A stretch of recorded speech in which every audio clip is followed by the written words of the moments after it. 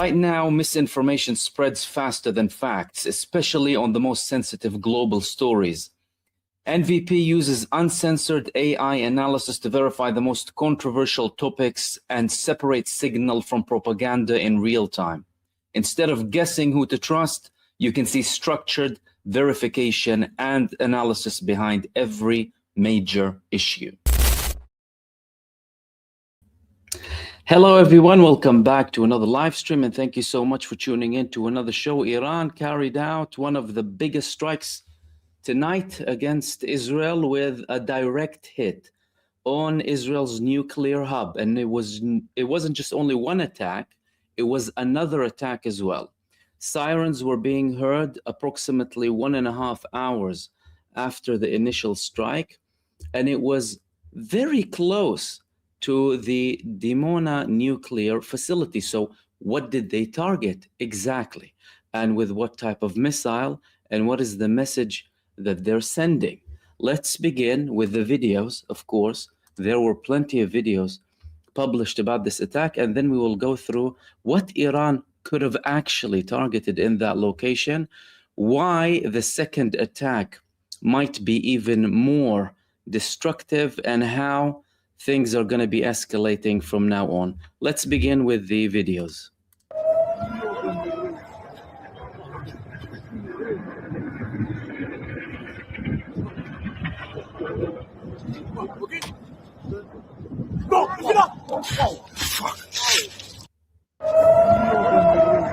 So that was the first video that was published. Then we had other videos too, as we can see here.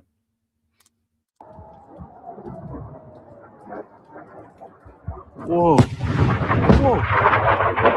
Whoa. Whoa. Whoa. Abba. Whoa. Whoa. Abba, this is the first part. Wow. That is crazy. I just get. Wow.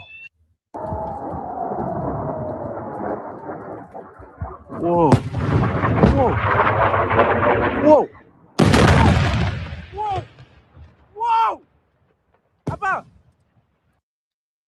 That was the second video. A third video, as we can see here.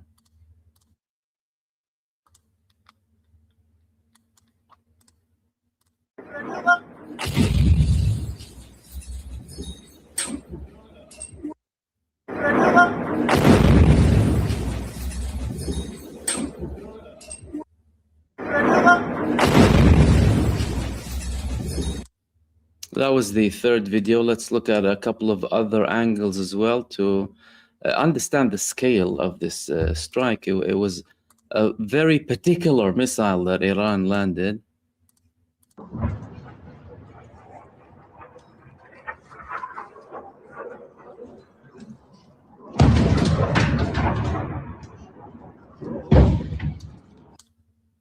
That was the fourth video. Let's see what else we have here.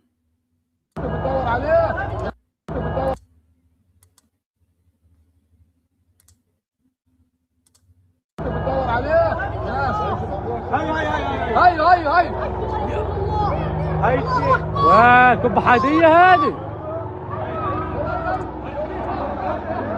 حاضر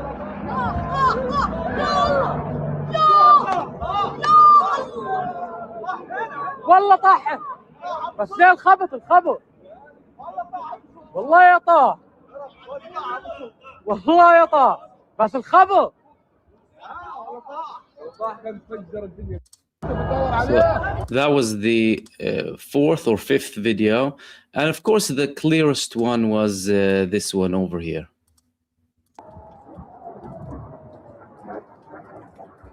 Whoa. Whoa. Whoa. Whoa. Whoa. Abba. Whoa. Whoa. Abba, this is different. So what are we talking about exactly here? What kind of a missile did Iran use, and what did they attack in Dimona? Well, firstly, the attack came after the United States and Israel carried out an attack near Natanz. one of the Iranian nuclear facilities. After that attack, almost immediately, Iran launched this attack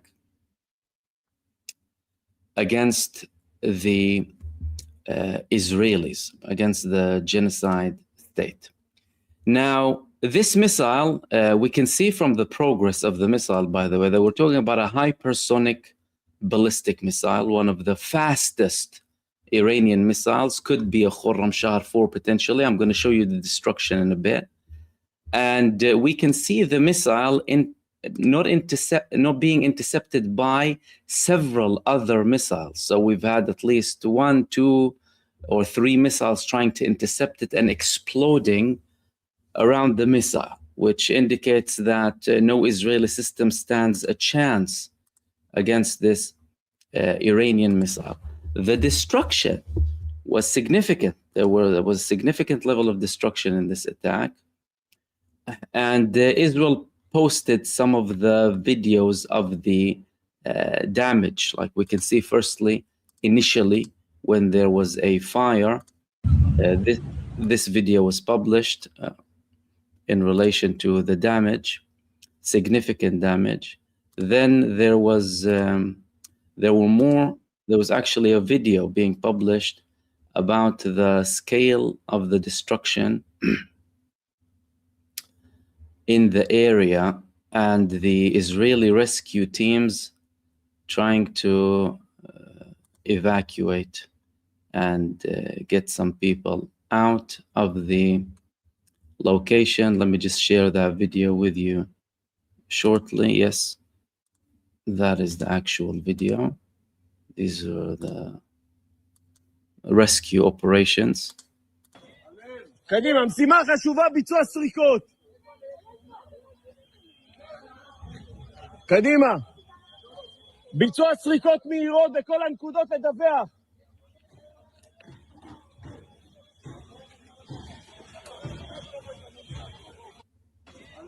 קדימה, משימה חשובה, ביצוע סריקות. As we can see, absolute disaster from one missile only. All right. So what did Iran target then? What was it that Iran targeted in this attack? And why did they target this location? And of course, we'll share more videos as well about the damage, because more videos are coming up too. According to multiple reports and monitoring online, this was the area that was attacked, this particular area in the Israeli Dimona. Okay. How far is it from the Israeli Dimona nuclear facility? It's approximately 12 kilometers away from the Dimona nuclear facility, that location that they targeted. Okay, well, you may ask then, why did they not target the Dimona facility? Because Iran works on a basis of calculated responses. Everything is calculated from an Iranian perspective.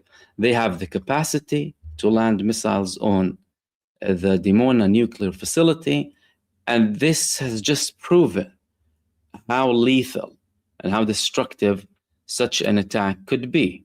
So why Dimona then and not the Dimona nuclear facility too? Well, we need to understand that if the Dimona nuclear facility houses, and there's a research center too, houses Israel's ambiguous and very secretive nuclear program, that means Dimona would house many of the people who work on the project of Israel. They wouldn't be living too far because they would need to work there on a regular basis, and they're not going to live in the facility itself.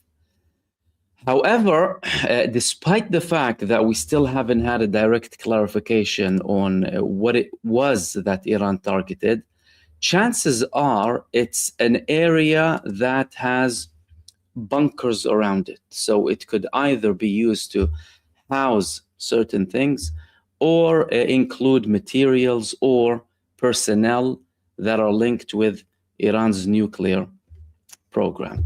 We've had a couple of reports about this. One of them was in the Al Mayadeen network. Let's go through some of the details that they published on their website about this attack, because it was also, of course, confirmed by the Israeli media.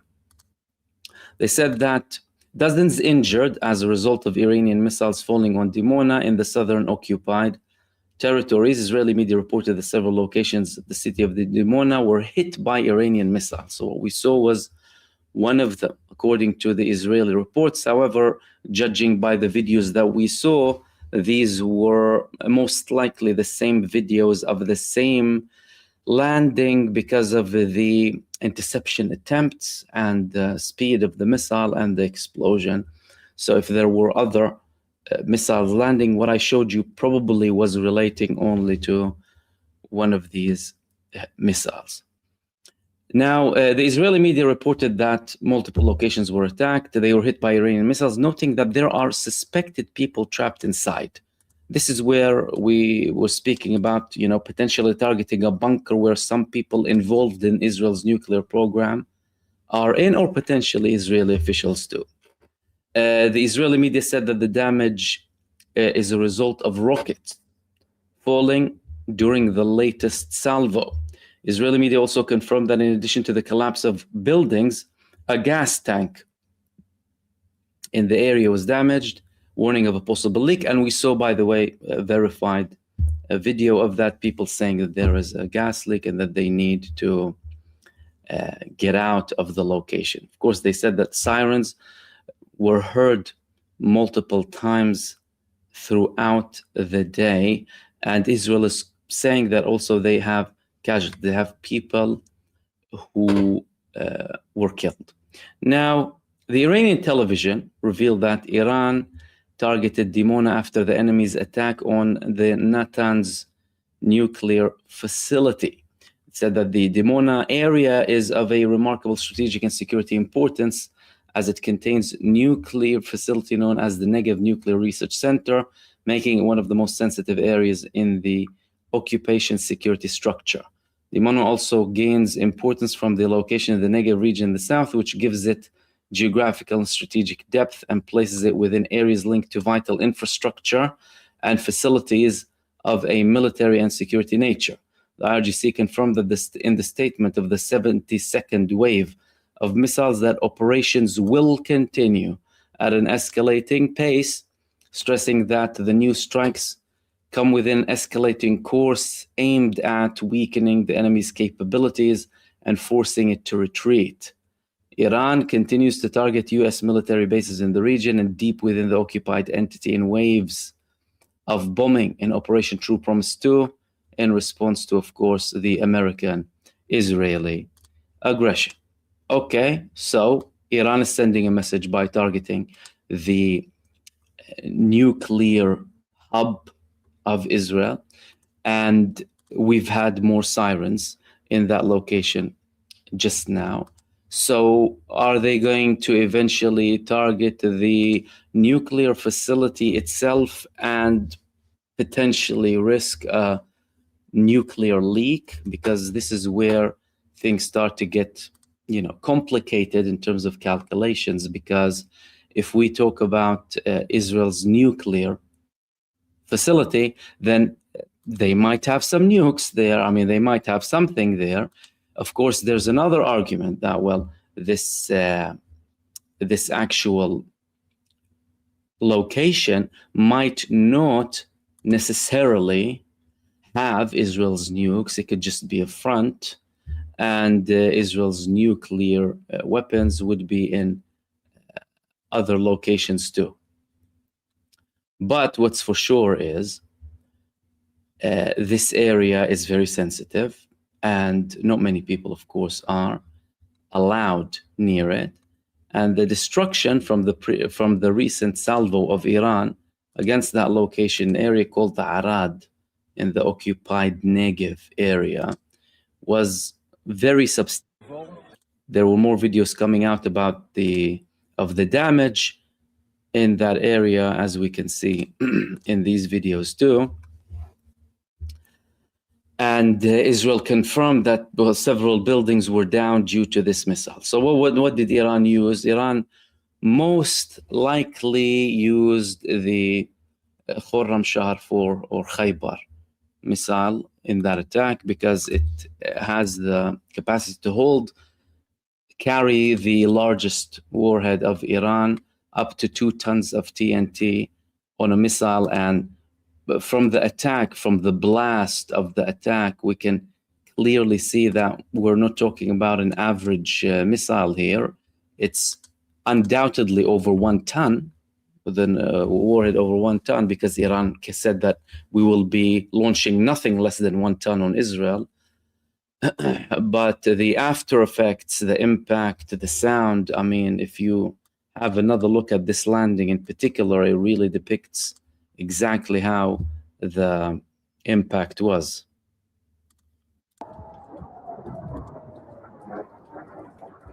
Whoa. Whoa. Whoa. Whoa. Whoa. Abba. Whoa. Whoa. Abba.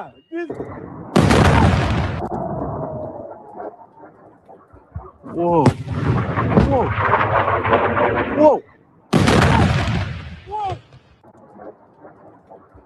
Whoa. Whoa. Whoa. Whoa.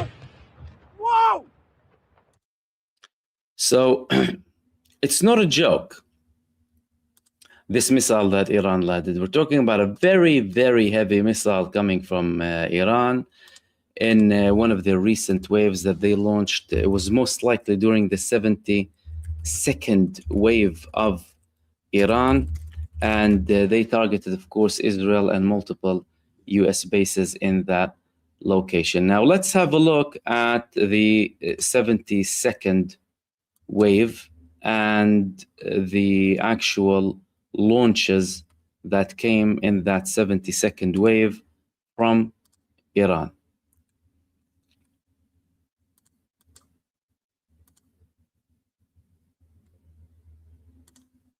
تیغ ما تشنه خون است به حیدر سوگند موسم عشق و جنون است به حیدر سوگند کار ما دادن جان مثل سلیمانی هاست این شهادت به خدا عادت ایرانی هاست لشکر ابرهه با فیل اگر آمده است موسم بارش سجیل دگر آمده است یا صاحب الزمان یا صاحب الزمان یا صاحب الزمان به یاد همه شهدای هوافضا.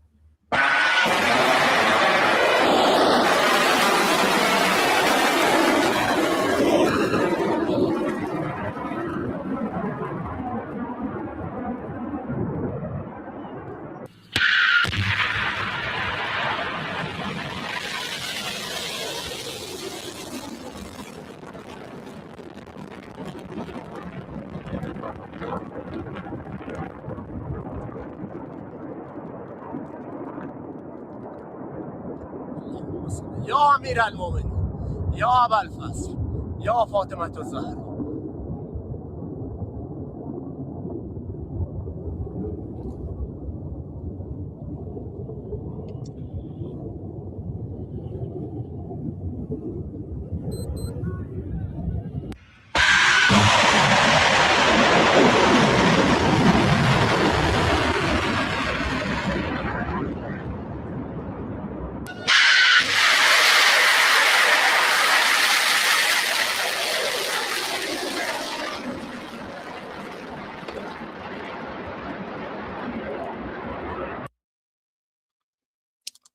So that was the 71st wave. I believe the 72nd wave details haven't been published yet, but the attack that Iran carried out was during the 72nd wave, according to reports. Okay, so in those videos, they clearly used the Qadr missiles, most likely. That is, again, super heavy missiles coming from Iran, and they carried out strikes on multiple locations. Of course, that led to the substantial damage in the Dimona location and also in other parts too.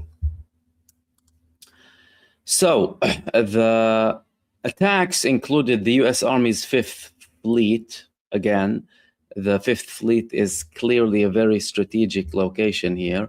And the statement confirmed that they indeed used the Qadr and Imad systems after targeting a squadron of aircraft belonging to the Israeli army. Now, that is another thing that we're going to be talking about, the taking down of an F15 and F16. The Guard statement said that the operation was a blessed Eid gift to the Iranian people on Eid Day.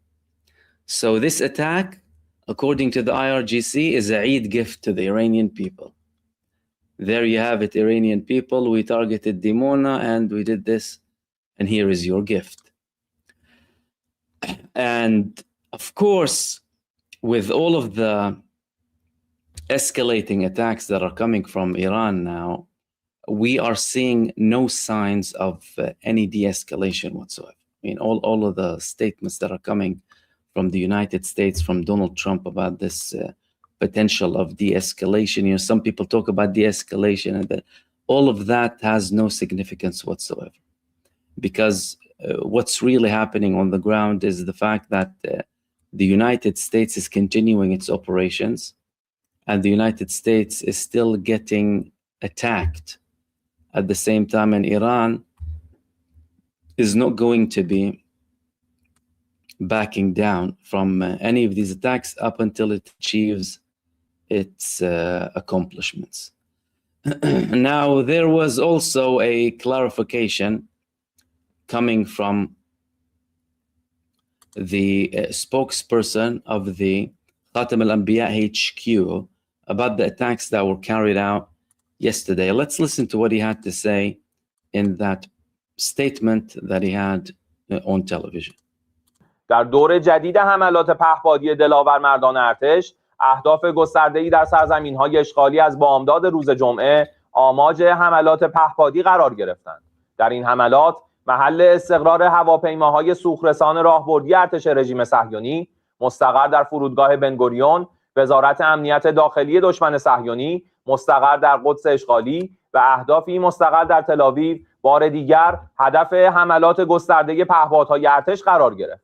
عملیات مشترک و هم‌افزای نیروی دریایی و نیروی هوافضای سپاه پاسداران در موج 68 عملیات وعده صادق 4 با رمز یا صاحب الزمان ادرکنی ترکیبی از اقتدار دریایی و هوایی جمهوری اسلامی ایران را برخلاف تصورات دشمنان متوهم آمریکایی و صهیونیستی رقم زدند.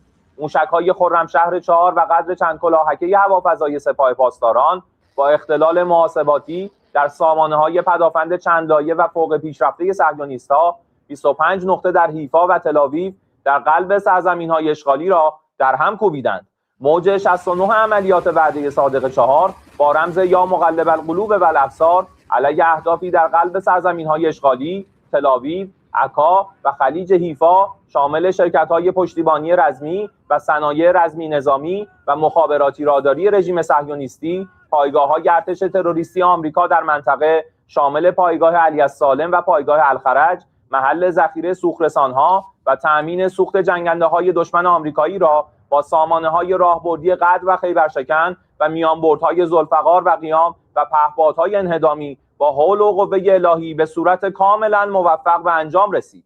در عملیات‌های مشترک و فراگیر موج 70 5 پایگاه منطقه‌ای آمریکا در الخرج، الزفره، علی السالم، اربیل و به ویژه ناوگان پنجم دریایی در مسیر تکمیل فرسایش مرحله‌ای برای چندمین بار در شبانه روز گذشته مورد هدف مؤثر سامانه‌های موشکی قیام و عماد و پهپادهای تهاجمی قرار گرفتند.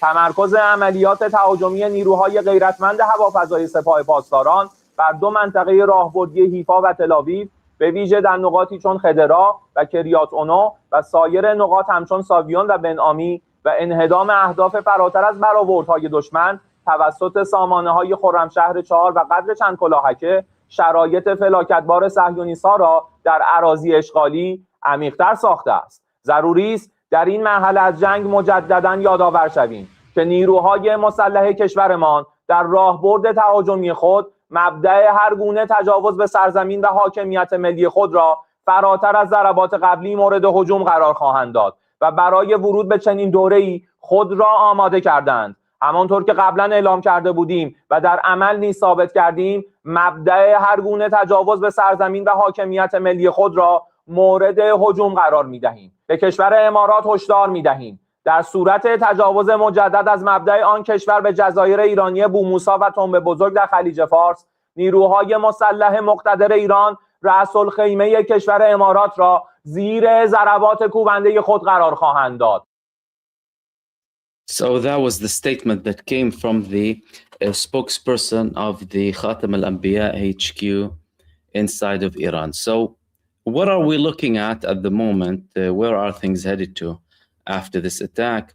Israel said that, by the way, there are dozens of people stuck under the rubble following these attacks that came from Iran.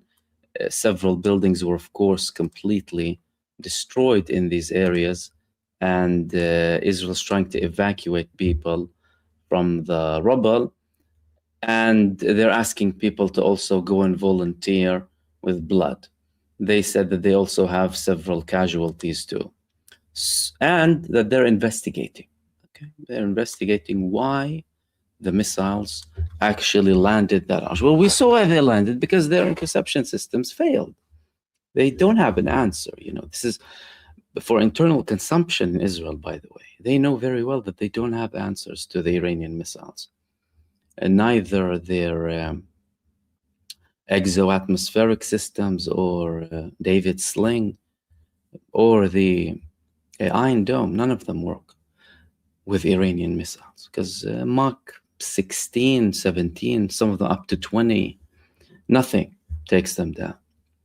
Okay, is Iran calculating this, right? We spoke about the calculation, of course, and Iran slowly escalating. It maintains a big gap, right, or a large number of additional targets for further leverage.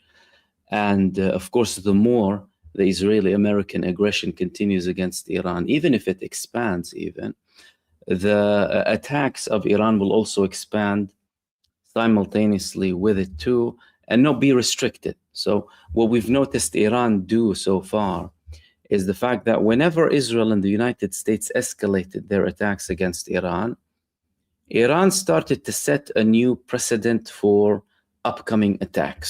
So what was attacked once or twice or three times starts to get attacked regularly, or any locations that they haven't targeted before, they get targeted really hard and they cause a lot of damage. So whereas they sent, for example, their multi-warhead missiles on multiple parts, and they cause a lot of destruction, by the way. Like there were some videos being posted about one of their multi-warhead missiles that was launched recently on the central parts of occupied Palestine, causing significant damage to one of the properties over there. Like as we can see in this video, you can see that this is a bomblet from a multi-warhead missile. This is not a missile. So imagine 120 of those landing. So where they want to cause substantial damage, again, with no interception, they do that, whether it's a base or, you know, an air base where they want to target like hangars and multiple airplanes and what have you. They'll do that. So you'll have simultaneously, for example, 100 explosions everywhere. But when they want to target something deliberately, they land the heavy missiles on it and they hit, as we saw. And we'll repeat the videos again, of course. Is this part of a strategy? Let's listen to what Iran's head of parliament said, Mohammad Baqir Qalibaf. Qalibaf said that if the Israeli regime fails to intercept the missiles in the highly protected Dimona area, which is a very important note, it is operationally a sign of entering a new phase of the battle. Tick, Israel's skies are defenseless. That is a very important point. Dimona must be one of the most secure areas in the country. Of course, we saw already bases being hit and destroyed in Israel. and they had multiple systems around them. The Kiryat was hit, where actual officials meet, and it has all of the HQs of the IDF, the intelligence, the government, the Navy, the Air Force, the Israeli security services. But Dimona, that's like Israel's ambiguous diamond, right? The nuclear project, but they failed. He said, as a result of this, it seems the time has come to implement the next pre-designed plans. Happy Nowruz to the Iranian people. All right, what does he mean by that post that he had, and where things going to go after this? Well, Iran already mentioned multiple times before that they take this step by step. Recently, we've had statements from Iran that they're ready for a 10-year war. They have a bar for any de-escalation, and that bar is very expensive. Now, the United States is already paying, by the way. The United States lifted the sanctions now, emergency measures of Iran, and they are confirming that Iran is going to get paid for them. But the administration is trying to cover it up by saying it's going to be very difficult for them to get the payment. But they're not ruling out that they will be getting paid. Iran has a very sophisticated, by the way, exporting system of Iranian oil. Much of the Iranian oil comes to Western countries. It's not just China. These are the known numbers. But Iran's shadow fleet that operates to get away from, right, dodge the sanctions of the United States is very clever, you know, multiple oil tankers, radars off different locations, different stations, move from one station to another. They're very clever with that. So what we have here, in essence, is Iran gaining now. Iran is winning all of what it needs in terms of oil. They're dictating what goes in and out. They already started charging fees from the Hormuz Strait. Donald Trump is having another beef now with NATO, asking them to go and secure the Hormuz Strait. They're allowing Iran to trade with oil, lifting the sanctions. We're talking about 140 million barrels of oil.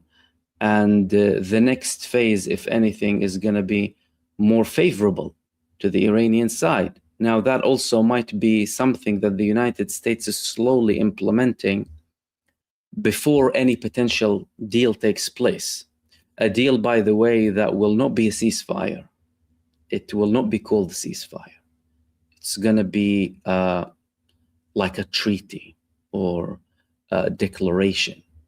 It's not going to be called a ceasefire, as in, you know, we stopped attacking you and you stopped attacking us. Iran will not be settling for that, because all of the lines were crossed from the American and Israeli sides, and Iran will be looking for a very heavy price. So Iran is winning from that perspective. The United States is embarrassed. The allies, they don't want to participate. I mean, the only thing that the UK has done recently is they're saying that we're willing to expand our joint defense mechanism so that we can actually, you know, defend, or the United States, we can help the United States defend itself based on our mutual agreements that we have. And Israel has nothing. That's what's happening in Israel. Its nuclear city is getting hammered by the Iranian missiles without any interception whatsoever. And they can go and say that we are investigating as much as they want. The fact of the matter is that isn't going to be changing anything whatsoever. And more videos, of course, of the damage now in the Arad area as reported. And Israel is saying that they have a very high number of casualties area too. Which indicates again that there were multiple missiles being launched on those areas.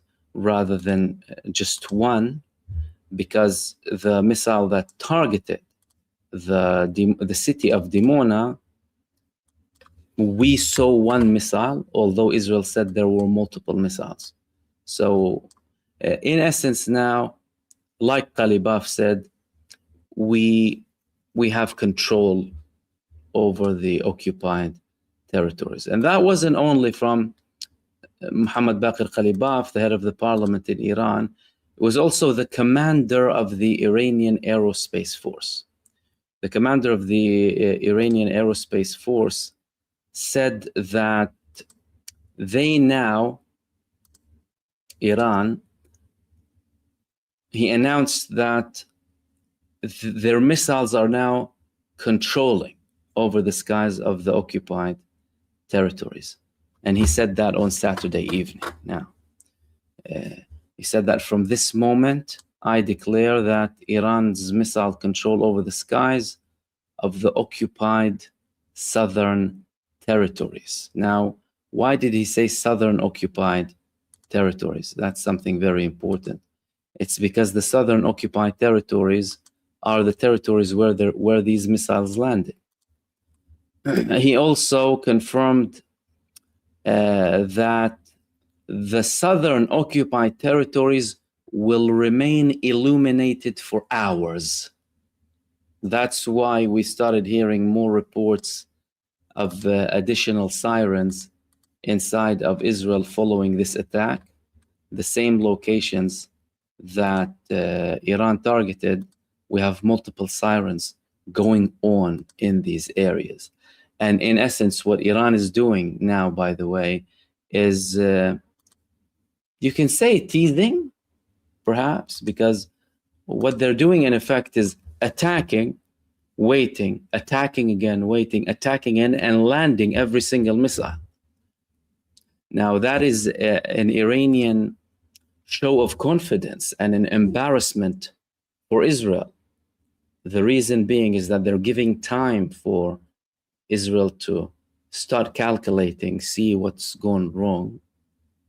But despite all of that, the Iranian missiles are going to continue to land. He also noted that the new tactics and launch systems used in the coming waves will terrify the Zionist and American leaders.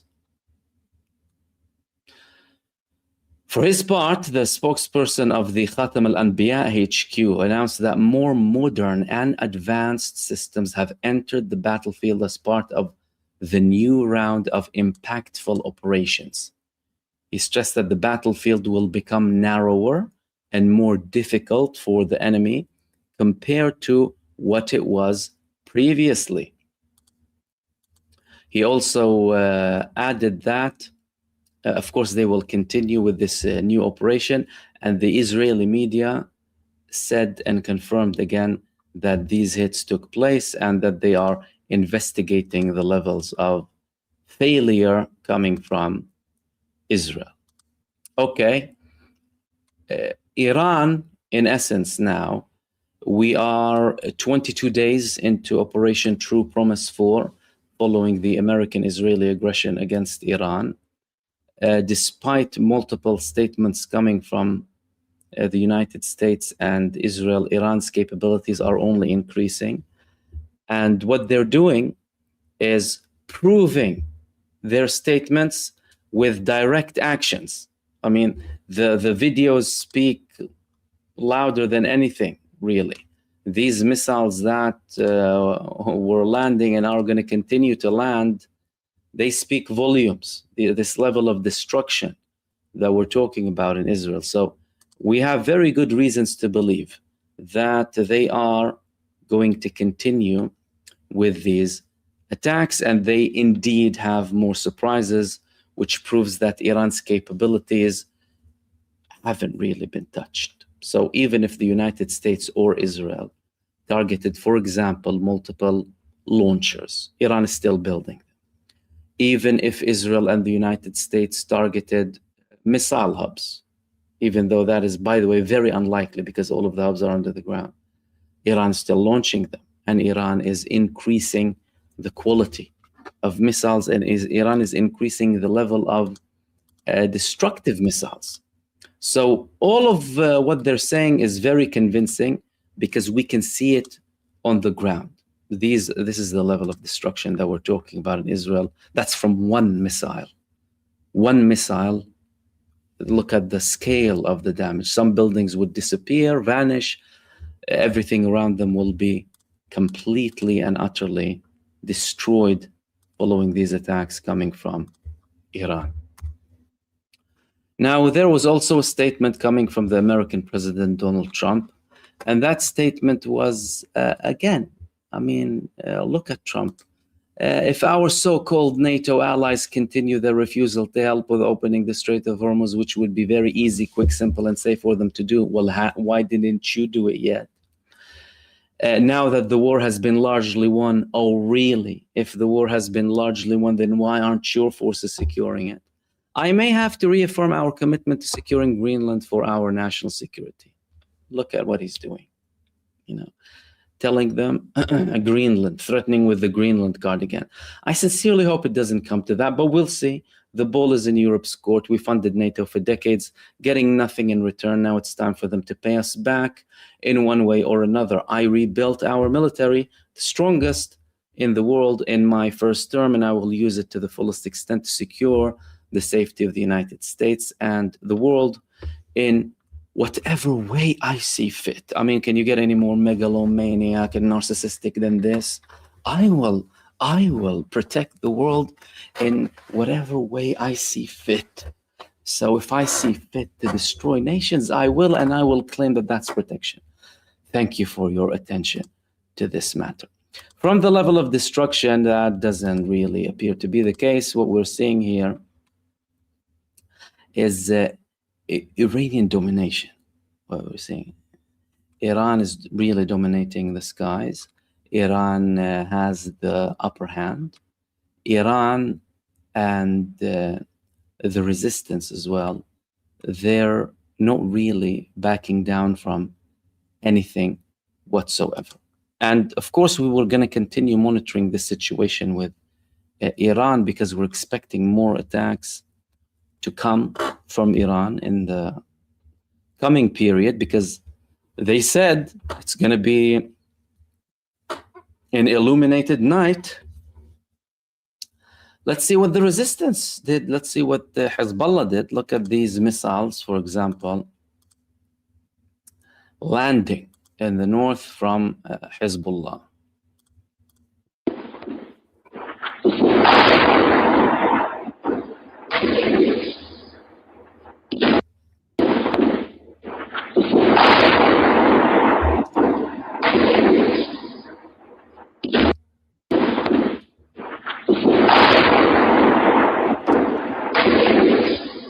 So it's not only Iran with its hypersonic ballistic missiles, it is Hezbollah with their smaller missiles. As in, these are the missiles that the Israeli interception systems were built to counter.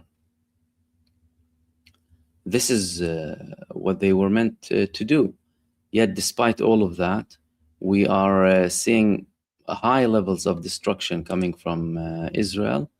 And now, by the way, they're confirming that 7 were killed and 100 were wounded in Arad in initial statistics. And they are looking for people missing under the rubble. Israel is posting more. Yeah, I thought this is going to be, we're going to have more here. Israel is posting more videos.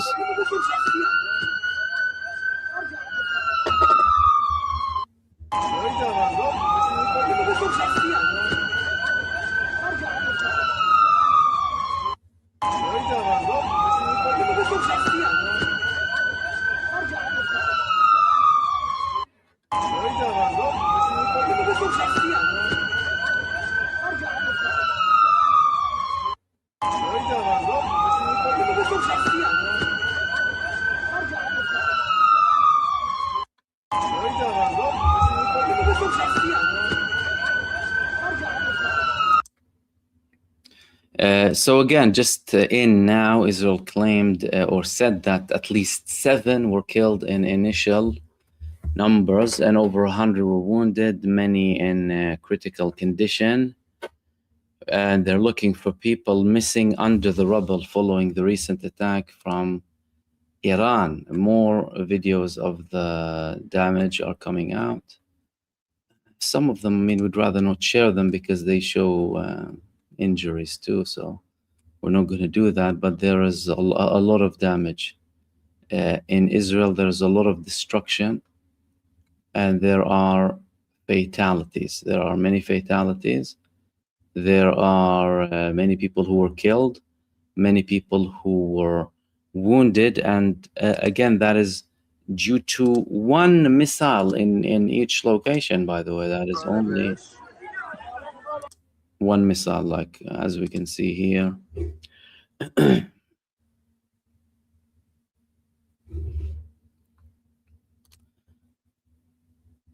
Significant levels of destruction coming from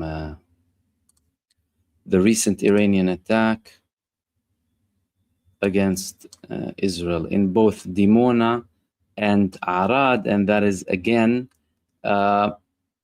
translation on the ground of the statements that came from the IRGC that tonight will be illuminated inside of Israel. And so that is in Arad. This is in Dimona. That is the level of damage in Dimona.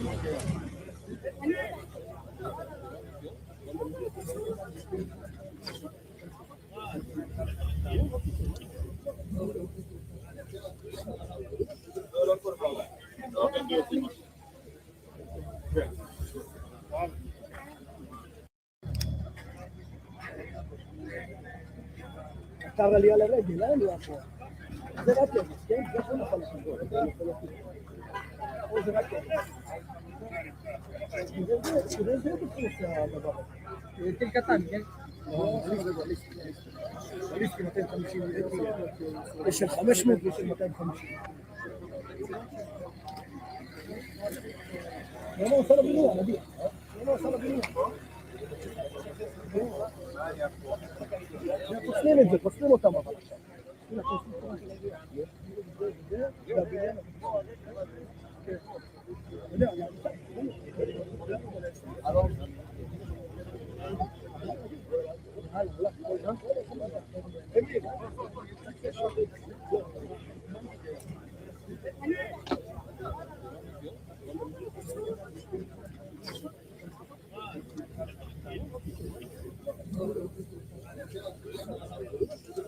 So yeah, Israel posted several of these videos actually. מה זה? תראה מה זה, הכל התפוצץ. אוי ואבוי.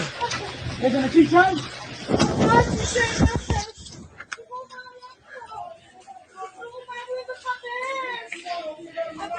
התקשרתי למשטרה, התקשרתי. אין בעיה. התפוצץ, הדיירים נפגעים. אוי ואבוי, נעל העולם. מה זה? וואלה, תרחקו מפה. תרחקו. אוי ואבוי. מה זה? מאחר האחים אלון. אודי אחי, צמוד לכם לשכונה שלי. צמוד לבית שלי. לא, בואי הנה. יש דלק, בואי הנה.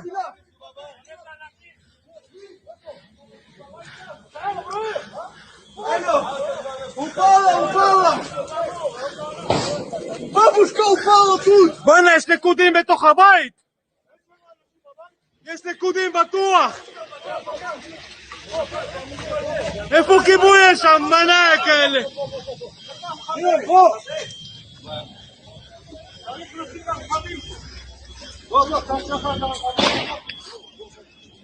תרחקו, חבר'ה, נתעק! וואי! הלך הבית! על הבית!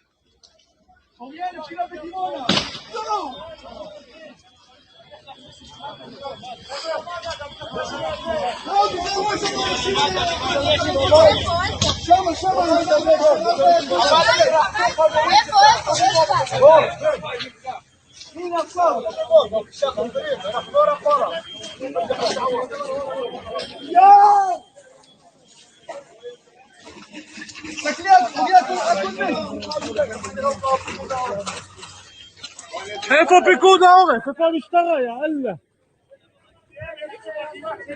טירן! בוא לפה, בוא תקרב. בוא לפה, טירן, זאת שמה. יש שם עוד אחד למעלה, שמה. זה המצרר.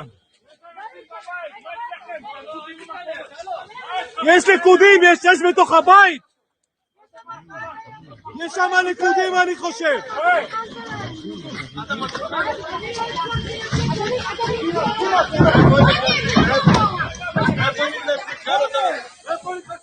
בוא'נה, צאו החוצה, פיקוד העורף הגיע. צאו החוצה.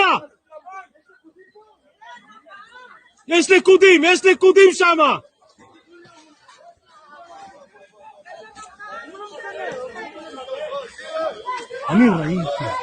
אני ראיתי איך הוא נפל.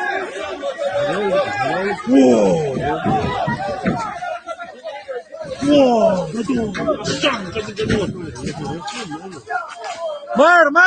מהר. יש נקודים שמה,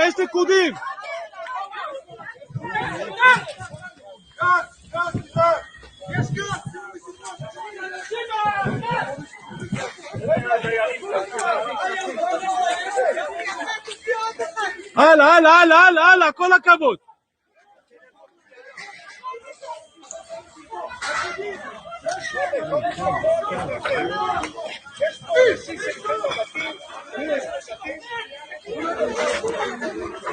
שמה, שוטר, שמה.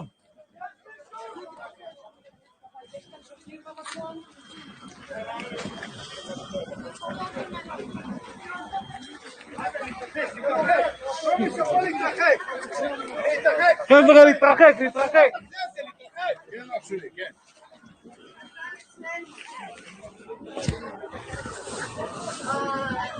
הנה, סוף הגיעו הכוחות, הנה, רבק. הנה הם באים, אני שומע אותם. וואו, הרכב הזה הלך.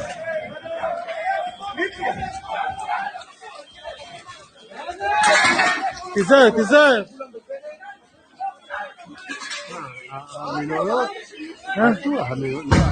אוי ואבוי. תתרחקו משם, חברים. מי היה מאמין, דימונה? אני ראיתי אותו נפל שידור חי.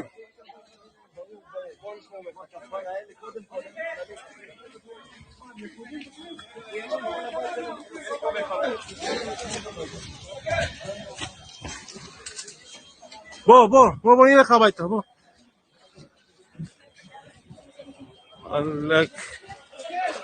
30 מטר, תראה מה זה. תראה איזה הרס, כל השכונה הזאת. הנה הכוחות הגיעו.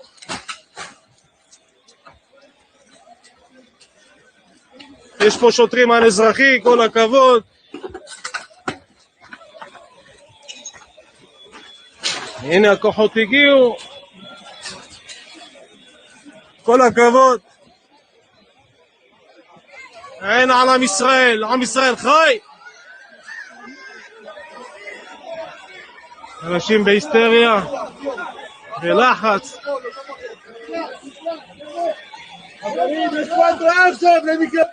יש התראות, טוב, יאללה, קדימה. So these people, as they said that one missile destroyed the whole neighborhood, and as they were leaving, they basically had another siren being heard, and they were running away. Of course, there were lots of images of the destruction, and more images coming out as we speak. In Iran's recent attack against both Dimona and Arad areas inside the occupied territories. And again, they're publishing a lot of the damage here in the Israeli media. So that was one missile caused all of this destruction. And then there were more sirens and more attacks coming afterwards. There were also scenes being published from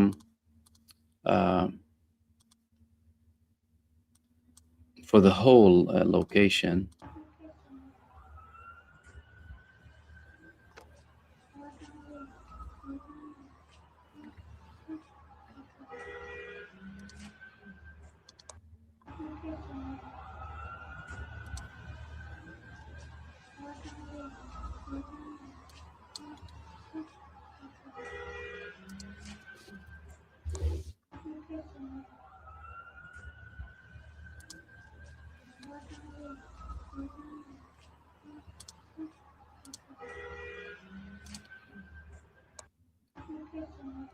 So in Israel, they declared it an incident with mass casualties.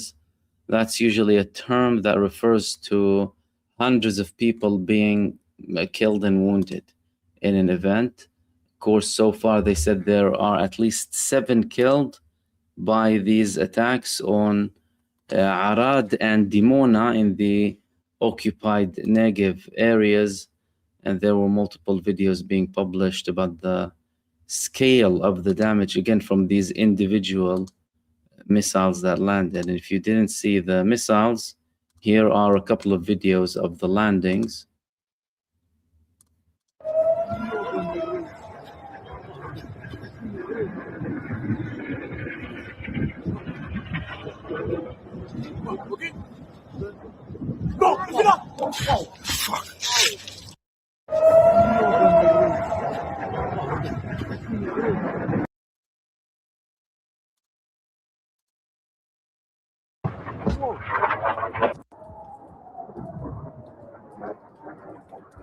Whoa.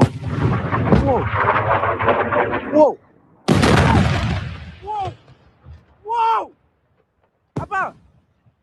Whoa. Whoa. Abba, this is the first part. Wow. That is crazy. I just get. Wow.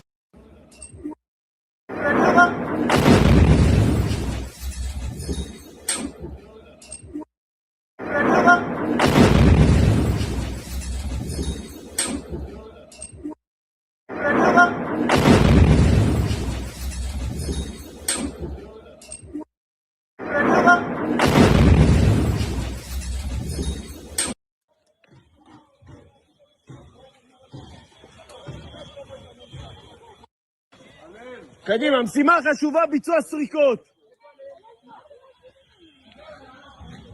קדימה. ביצוע סריקות מהירות בכל הנקודות לדווח.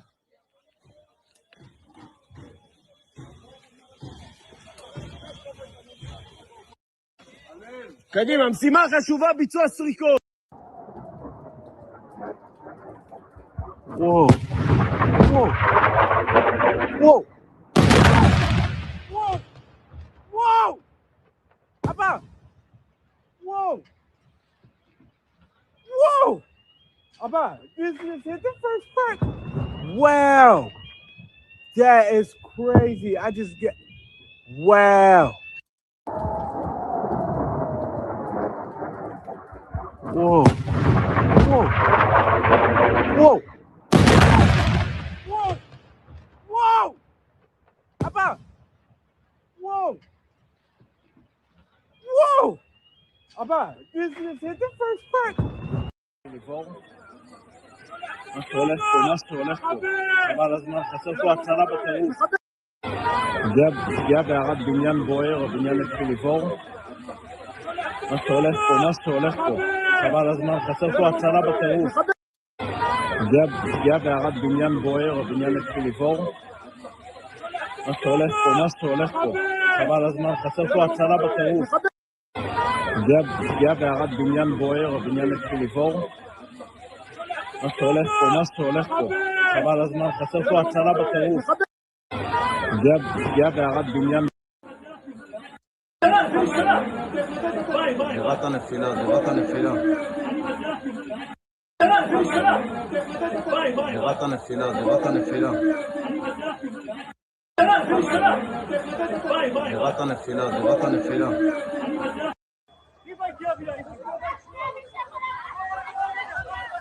عراد إسرائيل بقاعة يشرة قول عليه بإيش بقاعة يشرة بعراد بقاعة يشرة بعراد بقاعة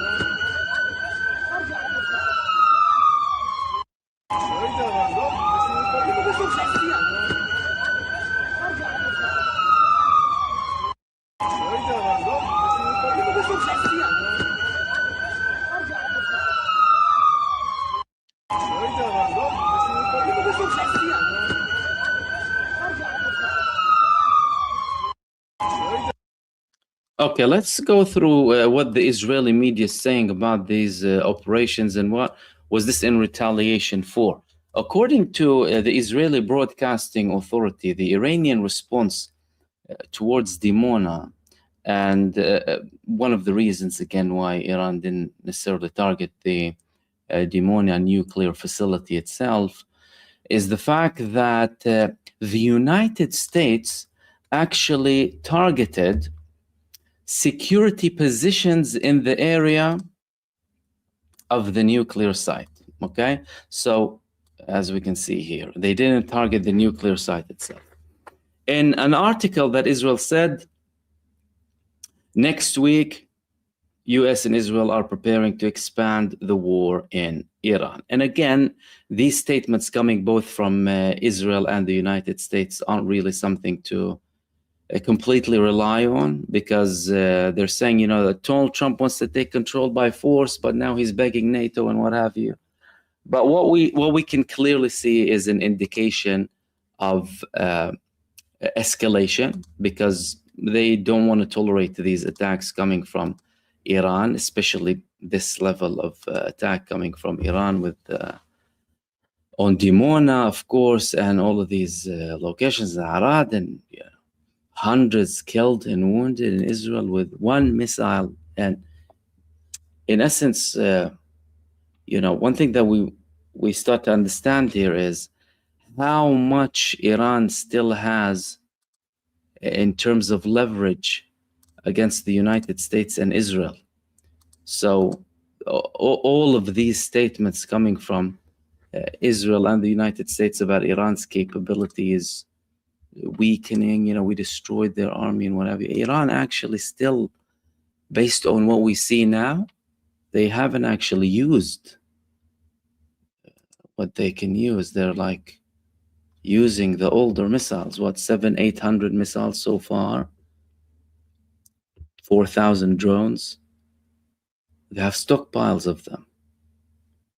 They're preparing for a long-term war, and they are still manufacturing missiles and drones. As a matter of fact, there were reports from Iran that their production capacity is higher than the usage capacity. Imagine that. If their production capacity is higher than their usage capacity, that means they can have an infinite war against the United States and Israel. And despite some statements coming both from the United States and Israel, they're trying to convince some of the Arab countries to participate with them. However, so far we haven't seen a commitment, but there were certain reports of an expanded usage of multiple different facilities. So Israel and the United States, or the United States in case of some of the Arab countries, would be able to use some of the facilities, more facilities in Saudi Arabia, for example. But what else happened today apart from these attacks, of course? One of them was a report that Iran took down an F15E in Isfahan, over Isfahan. There was a video published of this in Iranian media.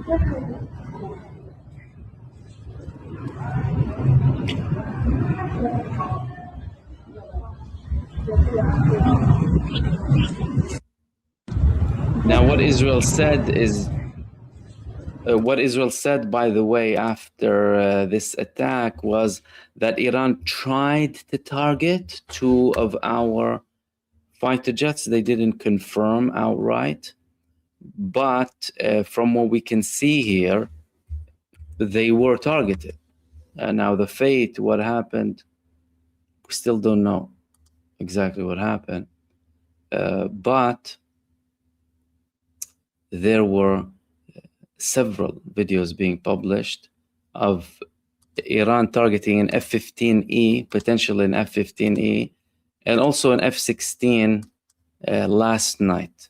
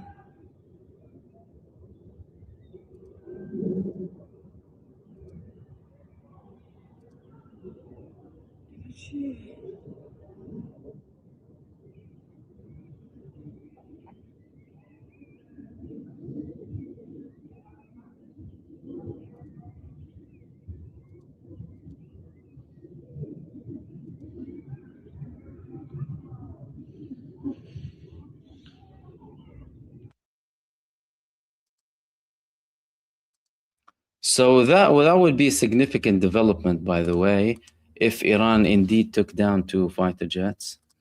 This was one of the verified videos that I saw coming from Iran. Mind you, there were some other videos being posted of fighter jets going down, unlike the one that I showed you yesterday of the F-35, but they were older videos. They did not relate to the incidents that reportedly took place today. In the meantime, in Israel, because this is an ongoing event, helicopters are seen in the Arad area trying to evacuate some of the people, Israel already declared this is a mass casualty event taking place. More videos of the damage are coming out. And what appears to be this is probably Israel's biggest single attack casualty event since the beginning of the war. We haven't seen this scale of damage coming from Israel since the beginning from one missile. I mean, there were some instances, but I think the level of casualties in this attack and the fact that Israel declared it's a mass casualty event clearly indicates that we're talking about something at a much larger scale than what was seen before, because over 100, I mean, some of the Israeli media is trying to hide the real number, some of them saying 50 to 60. But there were already leaks, because sometimes they will publish initially the number of casualties, then they will reduce it all of a sudden. Initial reports spoke about at least 7 being killed, over 100 wounded, and many in critical condition following the recent missile from Iran. Well, these were 2. I mean, the Israeli media said that there were multiple missiles landing in the Dimona area, but as we can see from the attack itself, here it is again. Whoa. Whoa. Whoa. Whoa. Whoa. Abba. Whoa. Whoa. Whoa. Whoa. Whoa. We can clearly see the missile, the hypersonic missile of Iran, gliding through literally at least 3 Israeli air defense missiles. Whoa. Whoa. Whoa. Abba. Whoa. Whoa. Whoa. Whoa. Whoa. Abba. Whoa. Whoa. Whoa. Whoa. Whoa. Abba.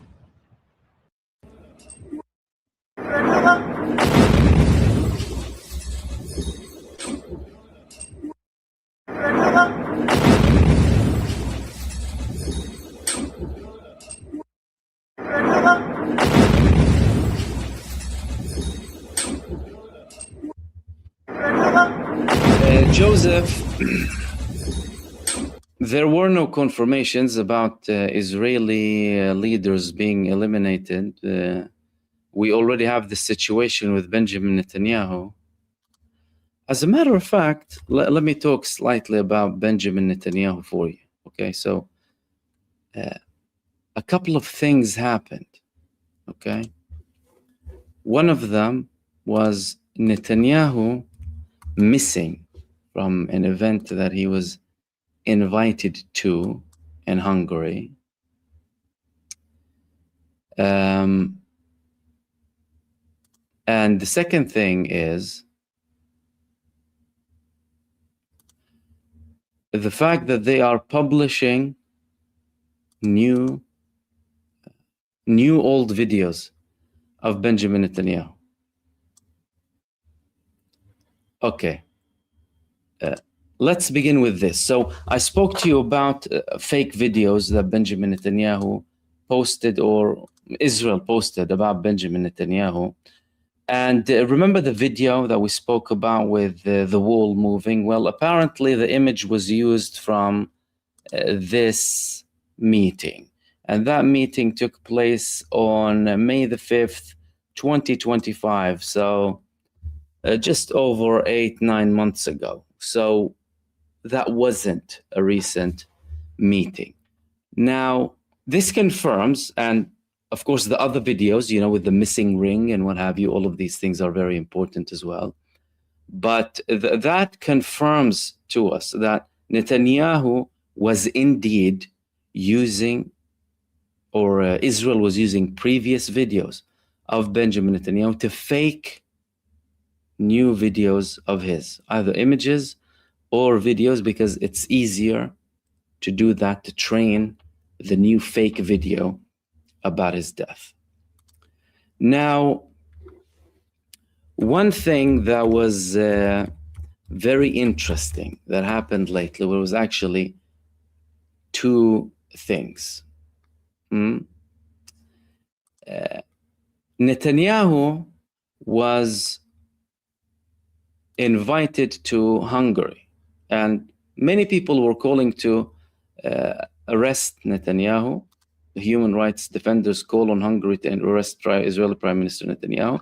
They wouldn't have arrested Netanyahu because he visited Hungary already, because he's very close with Orban. But Netanyahu wasn't there. Okay. Who was there then if Netanyahu wasn't in that meeting?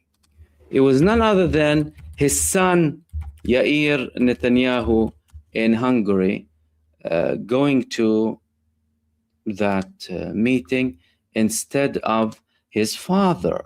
Okay, his father was invited. Why is his son going? His son is going to potentially hide the fact that his dad may no longer be with us. Again, we're not confirming that he's dead, but everything is raising more suspicions.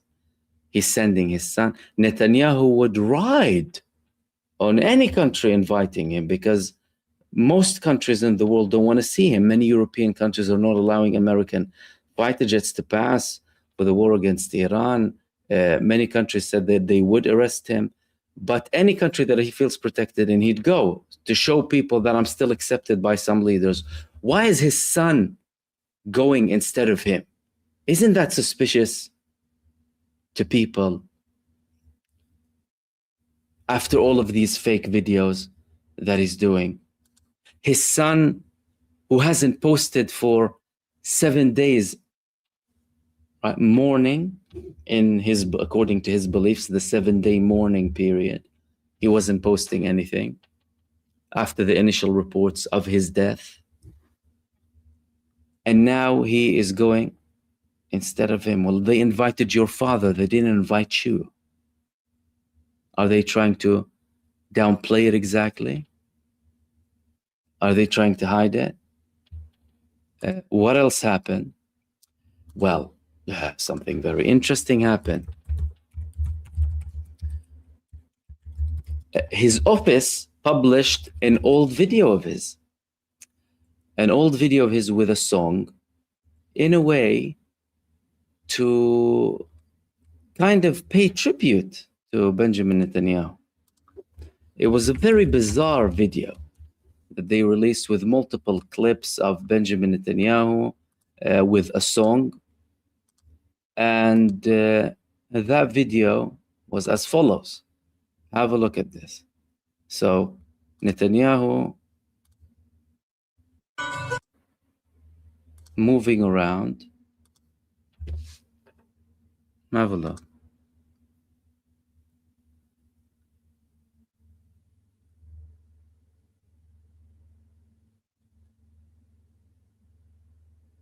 Doesn't that look like a tribute video to you? All of a sudden they're posting old videos of Netanyahu with his family, with the other countries, with the army. That was from the Prime Minister's press office. Again, that doesn't make us confirm death, right? But again, it raises more alarm bells. So far he released multiple videos. Each of them had something fake. His biggest attempt was this so-called press conference that they pretended was live with people around him, when his office earlier on confirmed that it was actually a virtual press conference. Bizarre. Still with glitches. It wasn't flawless. They're improving, but it's not flawless. With similar images based on previous images of Netanyahu, the footage.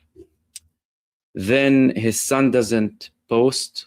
He's a compulsive poster, compulsive troll, his son, on X at least, 30, 40, 50 posts a day. Doesn't post for 7 days, mourning period. Then we have him not going to Hungary. That could have been like something more, say, okay, where are you going to? We went to Hungary and we saw him with Orban and whatever. Because his video with Mike Huckabee is a completely different story. And mind you, even if some reporters would tell you, oh yeah, it was a press conference. Well, yeah, some reporters went to this Zion tour post the genocide and started to regurgitate the Zionist propaganda about these beheaded babies after the 7th of October, didn't they? So that's not convincing too. Mike Huckabee sure as hell not convincing. If he traveled to Hungary, that would have been a different story, perhaps. He didn't travel to Hungary. His son traveled to Hungary several days after he went back to post following the 7-day period, mourning. And his prime minister office is posting this video online of his, oh, how were you like in the 90s? Who cares? He's supposedly in the middle of the most important war in Israel's history, and you're telling me about how did he look like in the 90s? So again, from that, I'm not confirming, because I can't, at the end of the day, that Netanyahu is either dead or injured or something happened to him. But this even raises more questions. Where is Netanyahu? Why are there fake videos being posted? Why did his son stop for 7 days, a mourning period? Why did his son go instead of him to Hungary when Netanyahu is craving recognition, is craving legitimacy? And why is his office posting this almost, nostalgic video of his, a tribute in a way to Benjamin Netanyahu? All of these things are very interesting, and they only raise our suspicions about this man.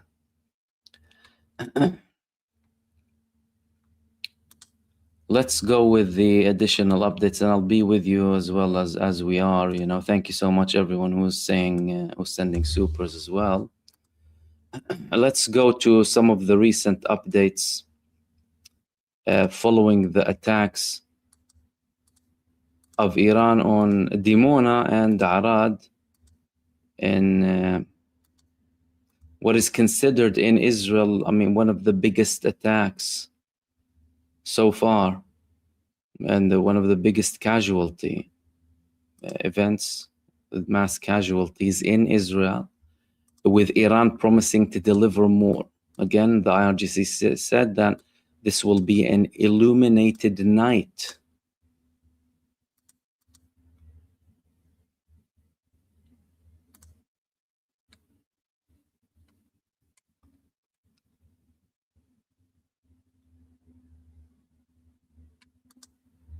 Massive level of destruction. Look at this. Buildings disappear following this recent attack from Iran. It's unbelievable. And of course, if you haven't seen the videos, have a look at the videos. Whoa. Whoa. Whoa. Whoa. Whoa. Abba. Whoa. Whoa. Abba, this is it.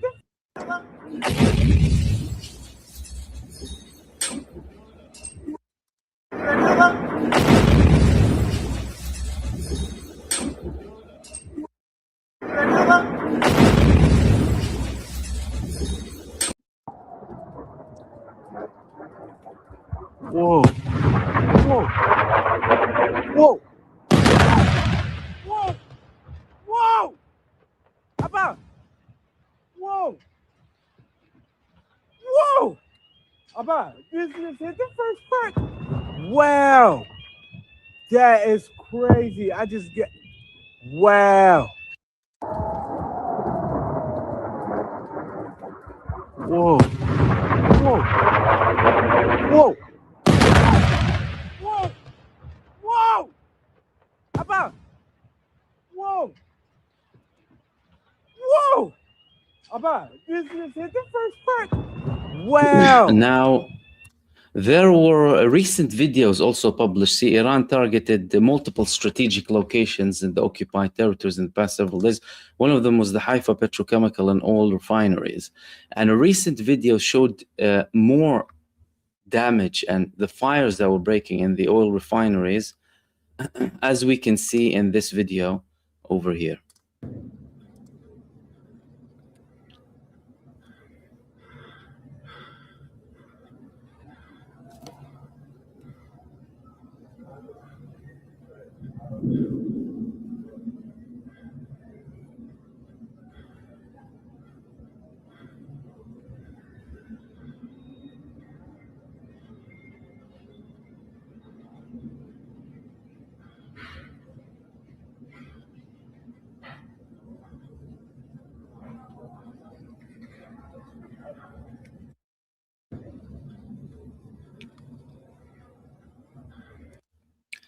So that attack, if you haven't watched my video when I spoke about it, came as a response to the Israeli-American attacks on the South Pars gas field at the time.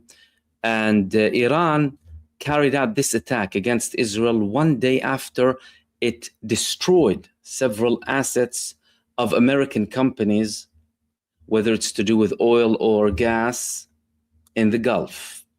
At the time, Israel thought that the Iranian response is only going to be restricted at the United States because this is an Israeli-American attack. So the Israeli side was calculating wrongly in many ways that, okay, they will only attack those bases. So Iran also gave them false hopes because after they attacked the Chevron or ExxonMobil, for example, ExxonMobil facilities in the Gulf, they waited. So people thought that, okay, Iran ended. The following day, they carried out a strike against multiple strategic assets. Several explosions were being heard. And now this recent video shows the true scale of damage that came in the oil and petrochemical refineries in Haifa, in the northern part of occupied Palestine, in Israel's biggest oil refinery, in charge of producing over 500,000 barrels a day. Very important. Oil, crude oil, gas, petrochemicals. That led to multiple things. Electricity being shut down, so power outages. There were very bad smells coming out of the area, and there is the dangerous ammonia in that region.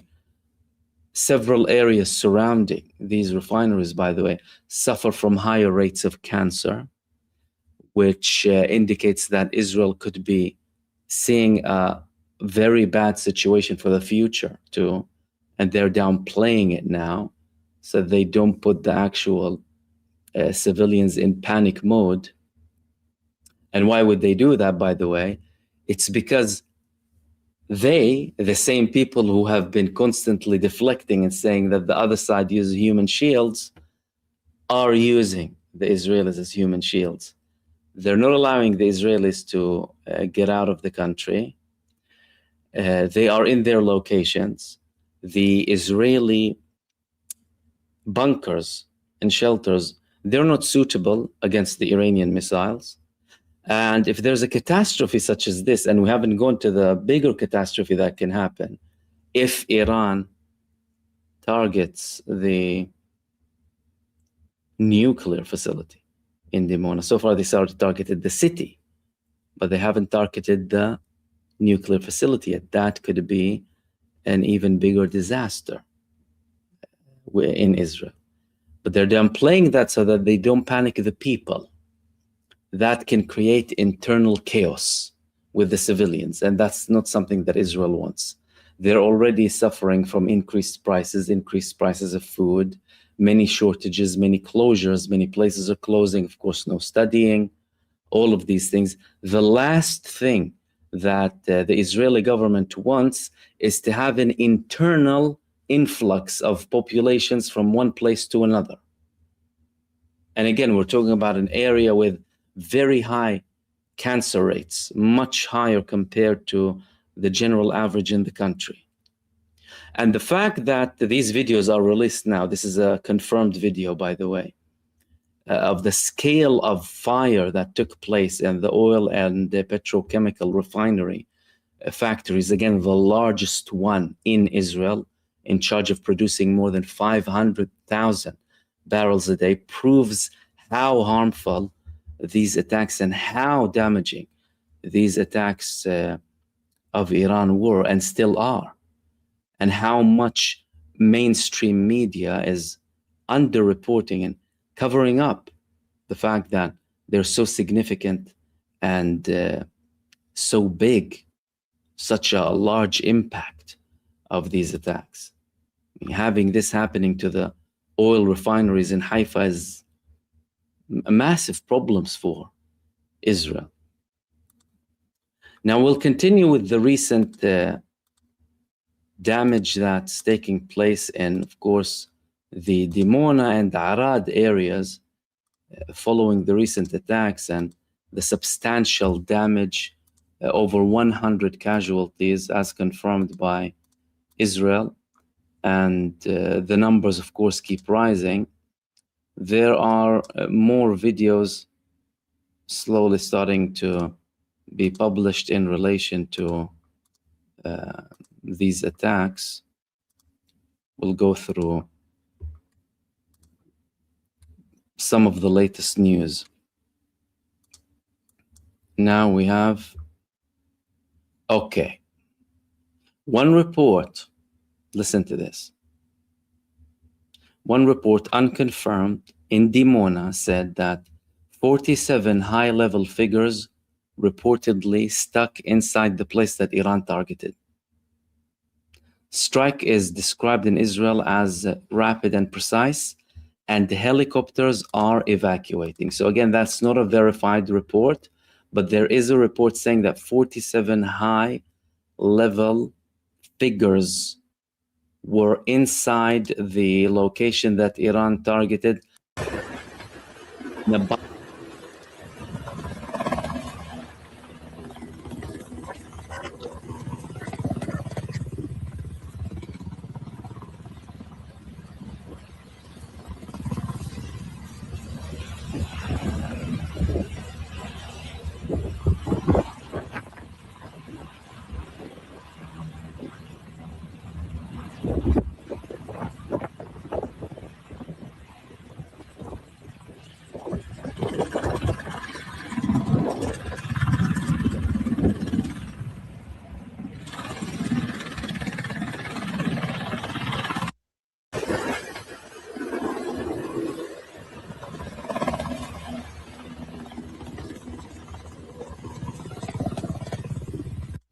And in the meantime, in Israel, they're reporting that the rescue forces are still looking for people missing under the rubble following the attacks that came from Iran in the Arad area. יש כיבוי?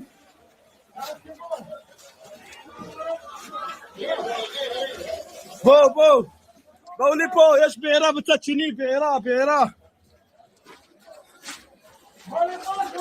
הנה הבעירה פה.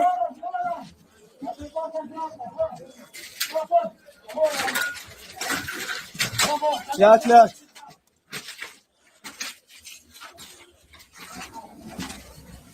יש מישהו פה?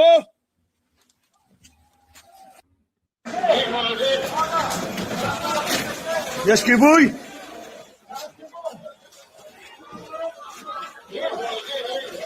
בואו. قولي بو يش بيرا بتاتشيني بيرا هنا بيرا بو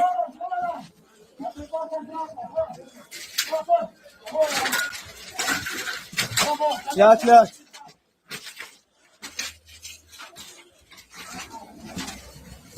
يش ميشو بو. Okay, so some more videos are being published of internal cameras in some locations, so people's houses. Videos being published from their cameras inside the house, very far, according to some reports from the location. And there was substantial level of destruction, as we can see in like one of these videos over here. Have a look.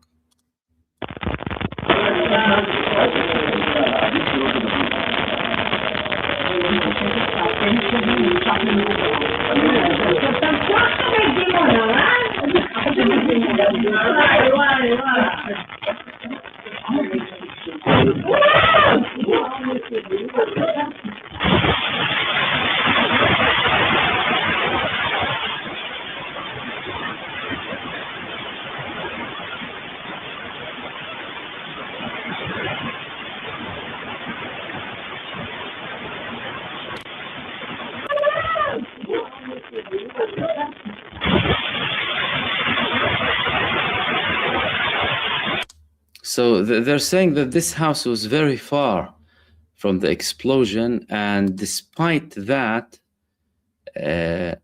that's what happened in the house. This was, of course, post the actual missile attack.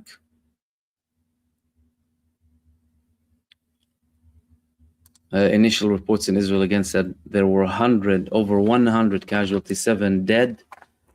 Initial assessments that 7 were killed, and many of them in critical condition. And again, if you haven't seen the landing, this was the landing in the Dimona area. Whoa. Whoa. Whoa. Whoa. Whoa. Abba. Whoa. Whoa. Abba, this is the first part. Wow. That is crazy. I just get, wow. Whoa. Whoa. Whoa. Whoa. Whoa. Abba.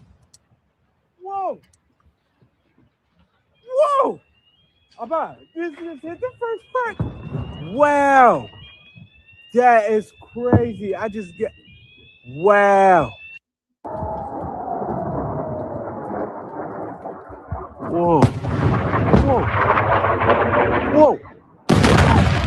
Whoa. Whoa. Abba. Whoa. Whoa. Abba, this is the first part. Wow.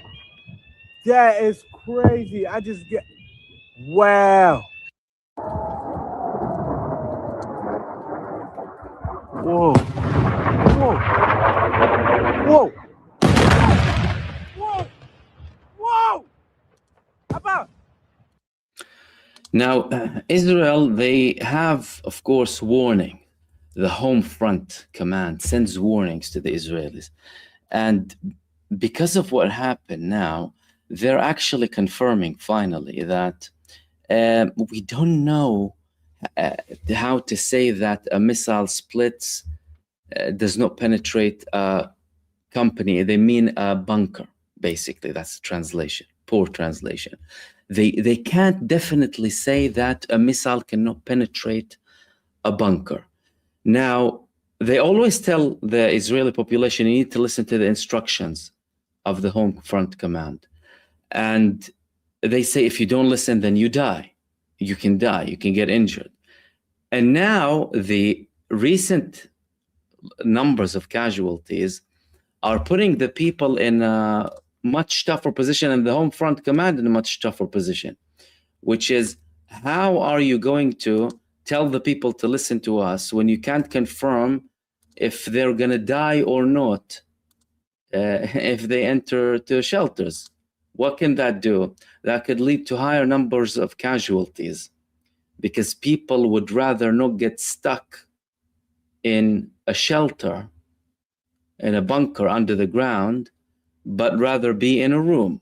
And if they are in a room, then, well, if the missile lands next to them, it's not going to be very promising, especially with the scale. I mean, the scale of the destruction from this recent attack coming from Iran is very significant, very, very big.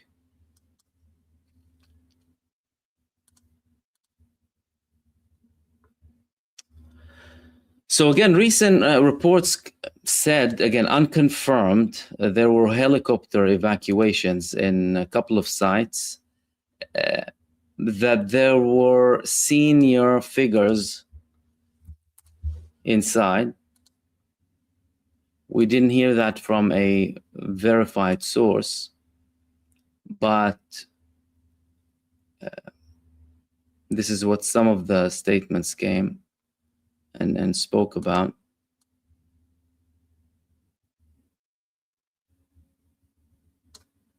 More people are also publishing videos from their home cameras about the impact.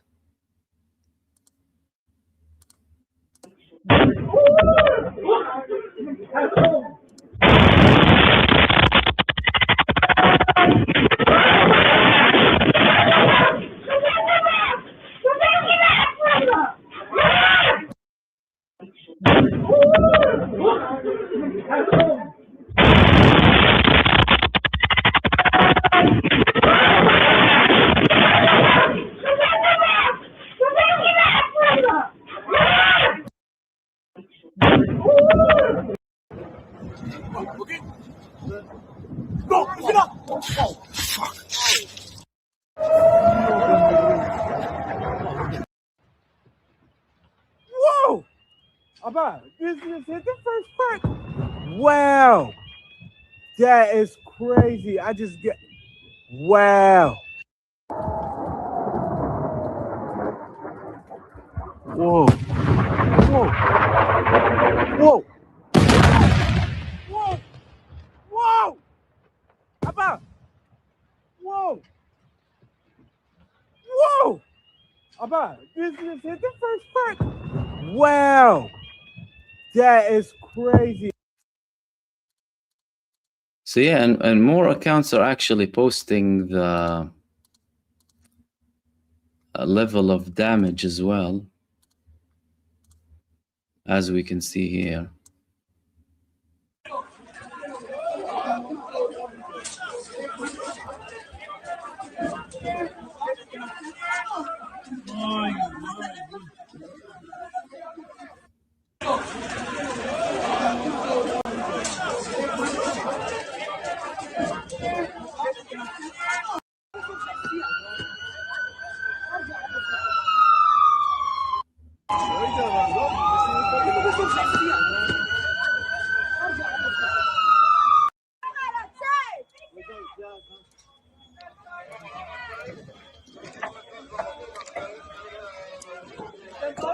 דליפת גז, אחי, שרמו אותו.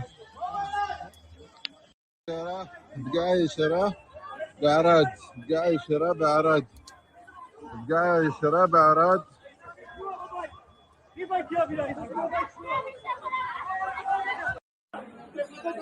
זירת הנפילה, זירת הנפילה.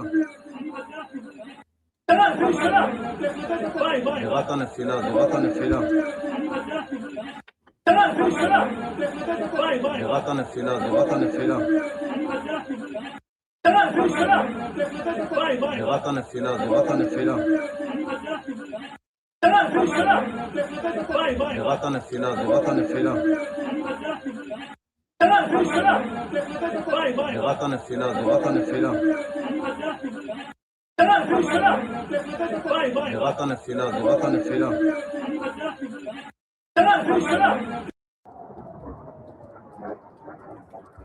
Whoa. Whoa. Whoa. Whoa. Whoa. Abba. Whoa. Whoa. Abba, this is hit the first part. Wow. That is crazy. I just get. Wow. Whoa. Whoa. Whoa. Whoa. Whoa. Abba. Whoa. Whoa. Abba, this is hit the first part. Wow. That is crazy. I just get. Wow. Whoa. Whoa. Whoa. Whoa. Whoa. Abba. Whoa. Whoa. Abba, this is hit the first part. Wow. That is crazy. I just get. Wow. Whoa. Whoa. Whoa. Whoa. Whoa. Abba.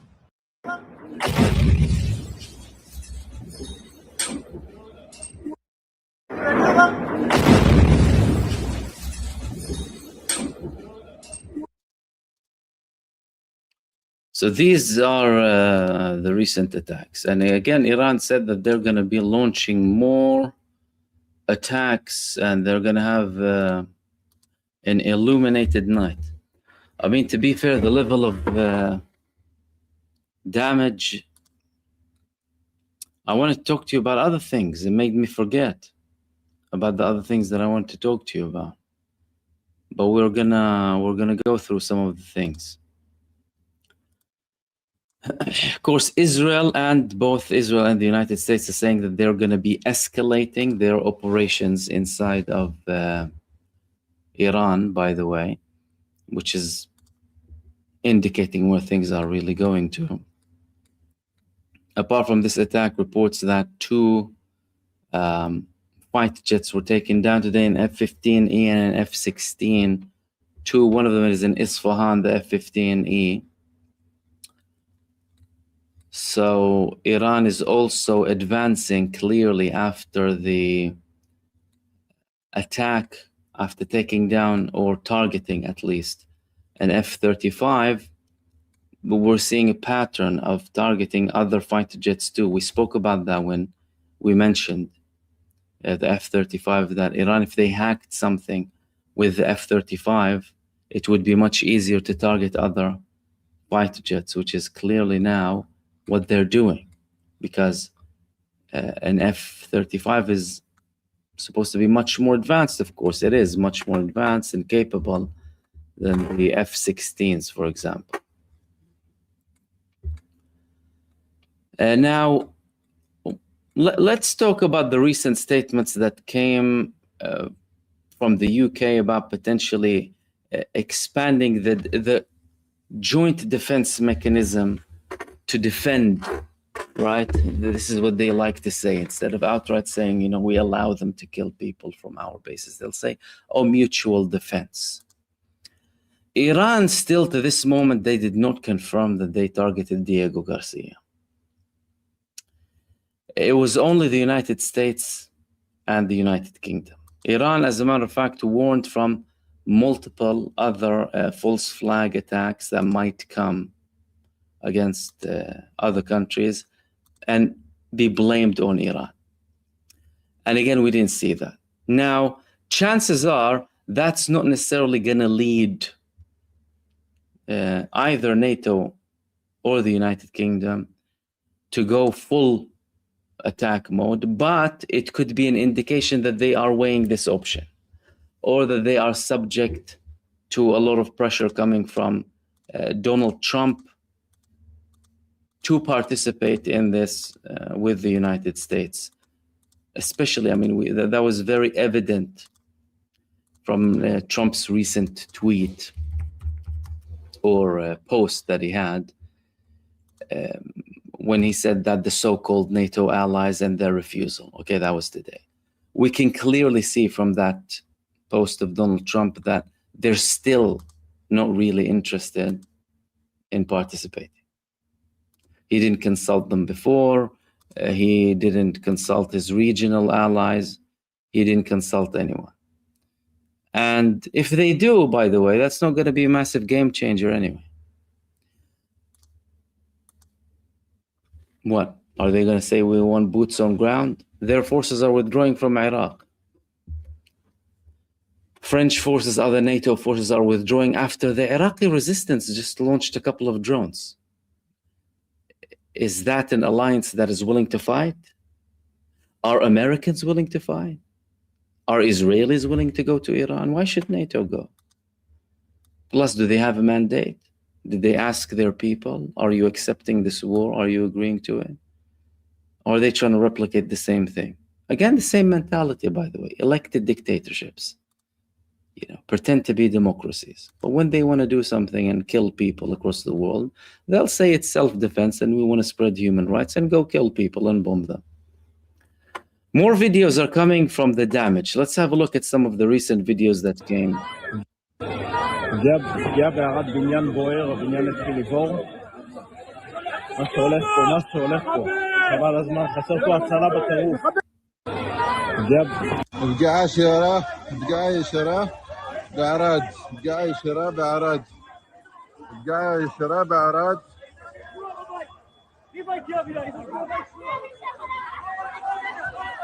عراد إسرائيل פגיעה ישירה. כל עולה באש. פגיעה ישירה. זירת הנפילה. זירת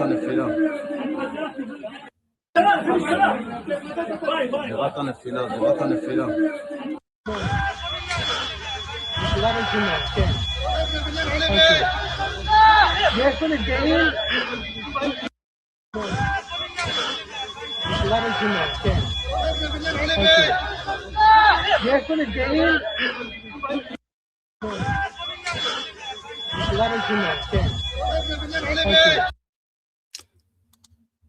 Let's have a look again at the missile. I mean, that was quite some footage, wasn't it?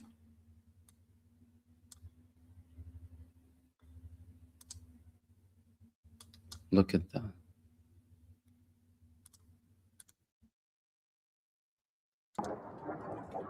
Whoa. Whoa. Whoa. Whoa. Whoa. Abba. Whoa. Whoa. Abba, this hit the first part. Wow. That is crazy. I just get. Wow. Whoa.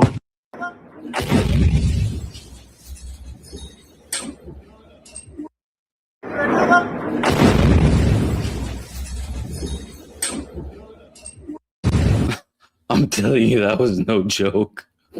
I mean, that at least weighed like maybe 1.5 tons. Look at it.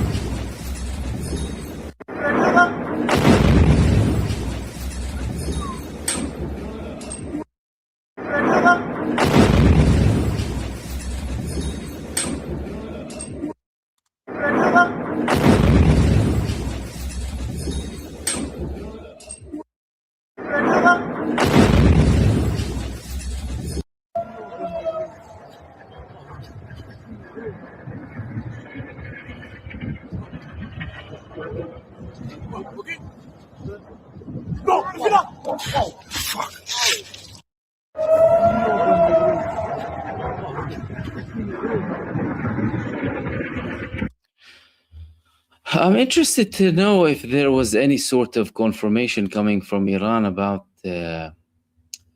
what type of missile they actually used. This looks like a Khorram Shah 4, in my opinion.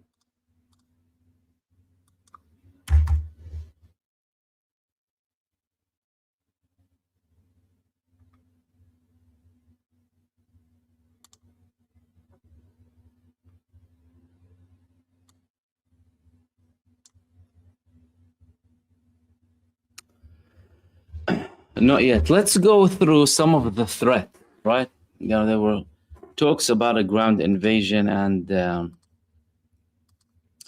Donald Trump hinted not long ago that all they need to do is target the Khark Island, control the Khark Island, because that's the most strategic island of Iran and the main hub of exporting oil. Now, this island is not very big, and the United States, some reports said they were preparing Marines to go and occupy it. Today, there was a statement that came based on an official, a military official from Iran, who said the following.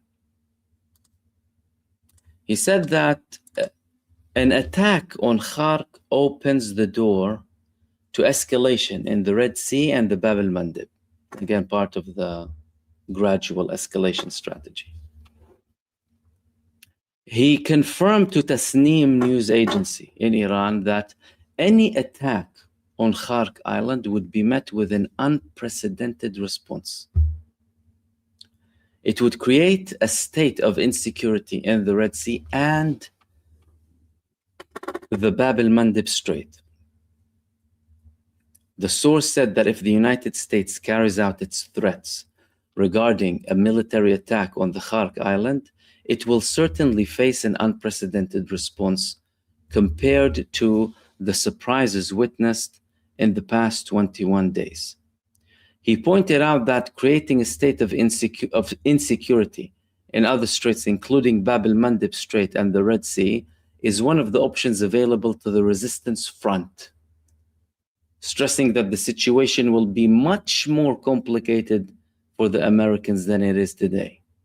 The source explained that the Americans are facing a major dilemma regarding the Strait of Hormuz and Iranian oil facilities, as on the one hand, they announced that lifting of the oil embargo on Iran for the first time since 1979, with the aim of controlling global oil prices, while on the other hand, they are threatening to attack the Khark Island. He pointed out that these two American strategies are completely contradictory, explaining that any attack on Khark could lead to a temporary disruption in oil production and to a broad escalation that could include targeting facilities in the region, which would make the situation much more complicated for the United States and the region, considering that Washington does not have insufficient means to protect its positions on the island, and that it may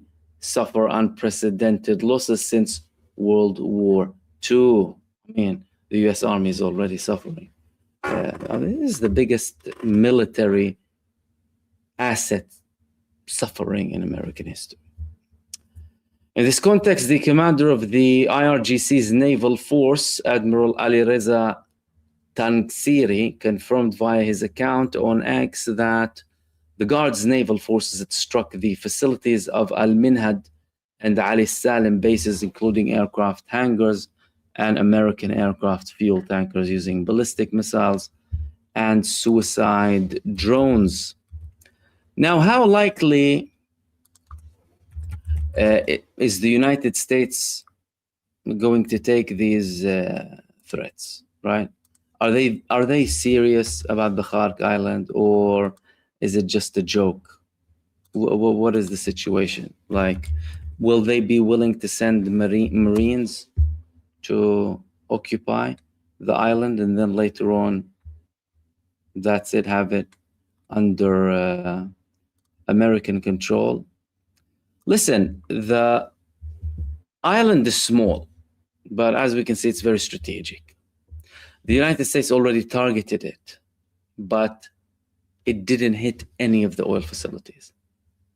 Nothing connected with oil, as if to say it's a warning sign. Iran responded immediately by attacking American assets with significant strikes. And from an Iranian perspective, that response was again calculated based on the American attack on Khark, which was only targeting the open areas in the island because there were no casualties, there were no equipment casualties, no oil facility damage. If they attack any of the oil facilities, because Israel and the United States are like playing good cop, bad cop now, the typical, Trump asked Netanyahu not to strike. Netanyahu saying, yeah, we will listen to him. And, it's like both of you are the same thing. Genocidal scumbags. That's what you are, both of you. But if they do attack the Khark Island and its oil facilities, then you can kiss goodbye to everything in the region. As in, there are already disruptions that are going to affect the region for 5 to 10 years to come. Certain oil production facilities and capacities are going to be restricted and reduced by 20% for some countries. Other countries, way more than that. I'm talking about long-term effects, not short-term. Short-term, we can see the damage and multiple facilities are non-operational. If they target the Khark Island, the strategy of Iran would be, if you want to destroy our assets, we will be destroying your assets. Everything. We will burn everything down.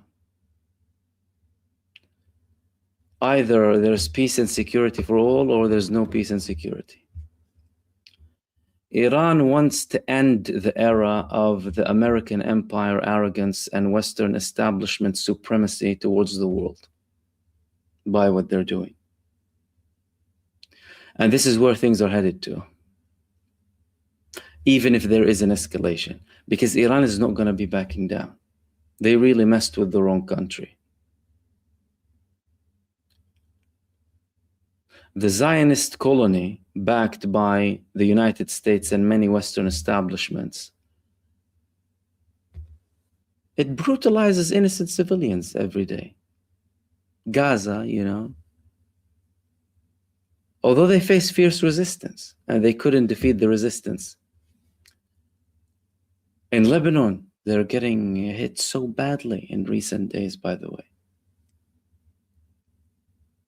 They thought that they can go and replicate the same thing with Iran. I mean, of course, there's that whole situation of Trump, being blackmailed into this thing, and it doesn't make him any better, by the way. It's still awful. But they're realizing, and they're paying a very heavy price to their actions. If they go and try and target Khark Island, the whole region will be burning, and potentially areas outside of it too. And the United States will have nothing left. And we will not be talking about American military presence at that moment, by the way. We're going to be talking about American economy in the region, American economic interests. No American company will be operating. Iran will not allow that. And that's what some people are already telling Trump, what we have isn't enough to provide the level of deterrence required against Iran. And they're seeing how Iran is fighting them. Iran is fighting them in such a brave manner. Victory or martyrdom, like the Palestinian resistance in Gaza, but on a country scale. They're not afraid of death. People are in the streets in their millions. The leaders are in the streets too, confronting this war of aggression against them. Nothing will change anything. I mean, and think about it from a larger perspective too, by the way. If they have tactical nuclear bombs landing on Iran, put aside where that could take things regionally and globally, by the way, and just open books that cannot be shut. That will not take away Iran's capabilities. even nukes. The missiles will remain, the nuclear bombs will remain, the technology will remain, and many people will remain. Assuming they want to use that. Like Trump said, oh, we can finish it in 2 seconds. If they want to try that option. And trust me, don't be surprised, even if nukes land on Iran, that Iran will be launching missiles as it's being nuked. Because that's what happened, by the way. First, it's a huge country. Secondly, Iran was launching missiles when the Israeli Air Force was in Iran and the American Air Force. And they couldn't even intercept it with their Air Force present there. So far, it's not looking likely anything to do with any ground invasion. Because you can forget about Iranian mainland, right? You can talk about Khark potentially, but even with Khark, it's going to be a complete game changer. It's not going to go the way that the United States wants it to or expects it to go. That's for sure.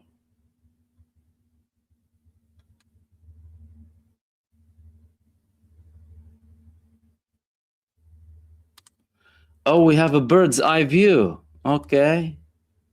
We have a bird's eye view of the damage in Arad. Have a look at this.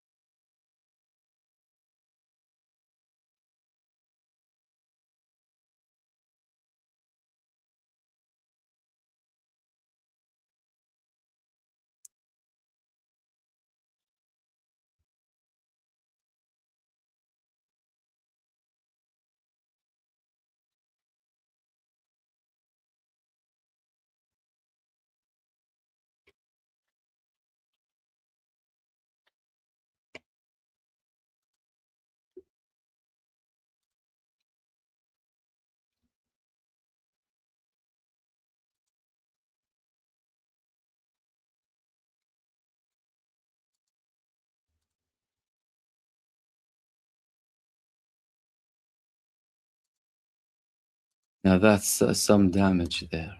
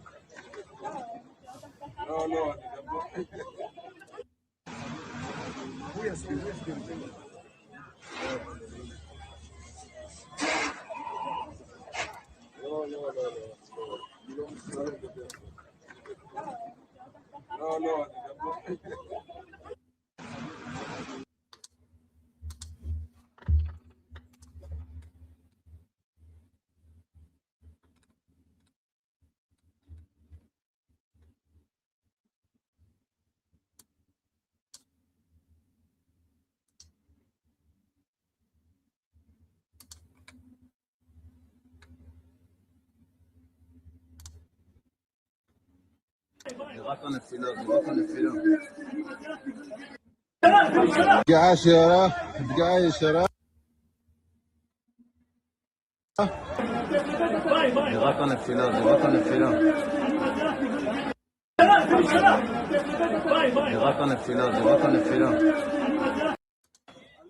קדימה, משימה חשובה, ביצוע סריקות. קדימה. ביצוע סריקות מהירות בכל הנקודות לדווח.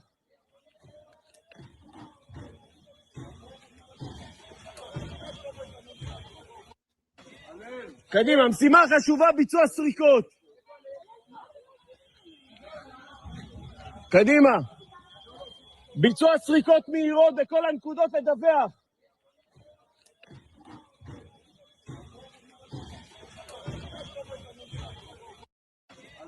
קדימה, משימה חשובה, ביצוע סריקות. קדימה. ביצוע סריקות מהירות בכל הנקודות לדווח.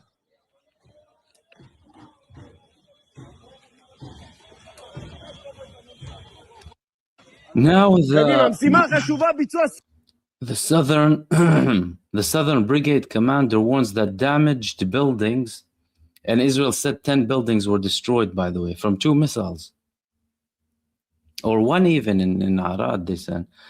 And these damaged buildings could collapse any moment following the rocket strike.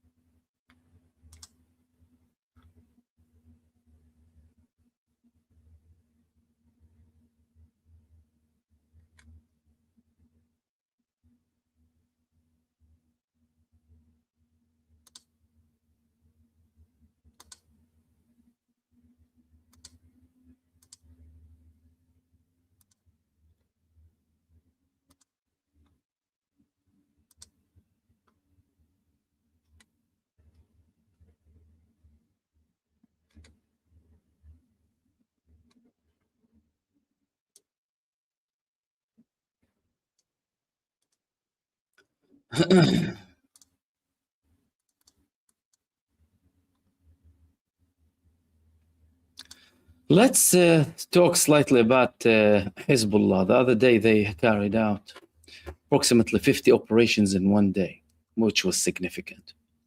Today, they targeted a couple of videos. One of them was on targeting a rocket barrage on an IDF troop position in the northern tip of the Galilee. Let's have a look at the video that they published.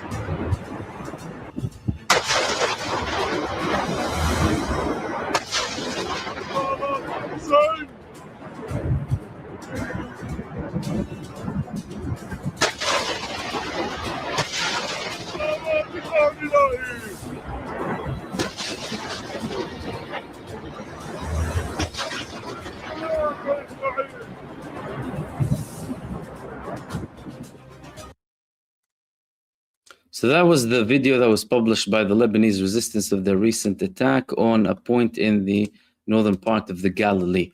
And their operations today included several operations, of course they had. In recent hours, that's moving into this evening, the Islamic resistance in Lebanon announced a series of operations targeting gatherings of Israeli occupation army soldiers, settlements and bases, in addition to targeting a Merkava tank on the Lebanese-Palestinian border in defense of Lebanon and its people. At 6 p.m., they targeted a Merkava tank near Al-Khiyam. We're going to be hearing a lot about Al-Khiyam, as we mentioned a couple of weeks ago, with a guided missile, and they hit it directly. They also targeted Avivim and Nahariya and Shumera with rocket barrages. Al-Masara neighborhood was where the Israeli enemy tried to position itself, and they targeted their gatherings with artillery shells in that location, alongside a rocket salvo on the outskirts of Al-Adaisi, according to one of the reports. Resistance drones targeted the Ze'ev air defense base in the occupied city of Haifa, while resistance fighters targeted a gathering of Israeli army soldiers and vehicles in the occupied Khirbet Yarun in the southern part of Lebanon with a sophisticated missile without saying what it is. In Ma'alot Tarshiha, the resistance missiles targeted the air defense system at 6 o'clock. They targeted the Israeli air defense systems, while Israeli media reported a direct hit on a house in Ma'alot as a result of the missile launch from Lebanon and the occurrence of 5 injuries. Israeli media also previously reported that sirens sounded in a number of settlements in the northern occupied territories as a result of detecting missile launches from Lebanon. Israeli Channel 12 also confirmed that the strategy of Hezbollah is complicating their mission. Let's go through this article here quickly. They said that Hezbollah is distributing missile launch platforms more widely to complicate the mission of the Israeli army. They're changing the pattern of launching them and distributing launch platforms more widely, including remote areas within southern Lebanon. It's becoming more difficult to target, according to the military affairs correspondent of the Israeli Channel 12. And they're launching approximately 100 missiles a day and sometimes 150 missiles a day. According to military estimates, of course, in Israel, Hezbollah still has thousands of short-range missiles, in addition to long-range missiles capable of reaching areas such as Gush Dan. The reality is they have probably hundreds of thousands of missiles, short and long range, and they have missiles to reach every point in occupied Palestine, including Eilat. They have Rashrash. They can have missiles to reach that area. But of course, Israel wants to undermine as much as possible. However, even with them trying to undermine, they will confirm, that how much they're targeting them. So that's yet another front here of a huge failure coming from Israel, by the way, because they said that Hezbollah's capabilities are done. They said that we destroyed most of their capabilities. We took them back. We took them decades back. Netanyahu bragged over a year ago, only for them to be hammering them so hard now with so many attacks.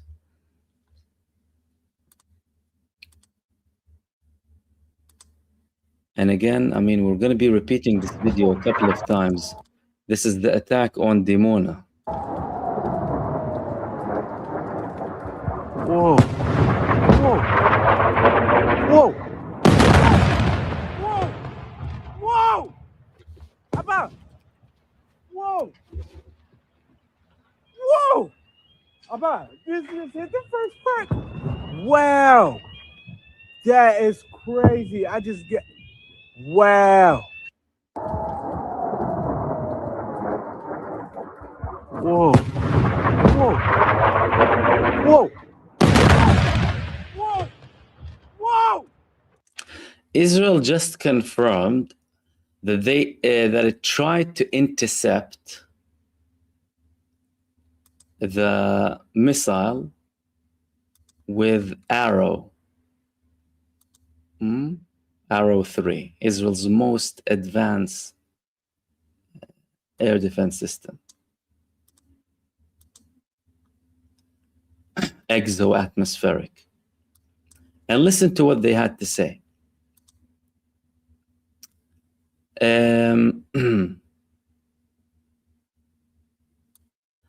The Arrow missiles missed their targets. They said warheads weighing about 0.5 ton. No, we believe Iran. Iran said 1 ton, that means 1 ton. At least 1 ton. Were recorded in Dimona and Arad after Arrow missiles missed their targets. And the ballistic missiles were faster than Iron Dome. I mean, we can clearly see what happened there, can't we? They had no chance. So according to the Israeli reports, these are Arrow.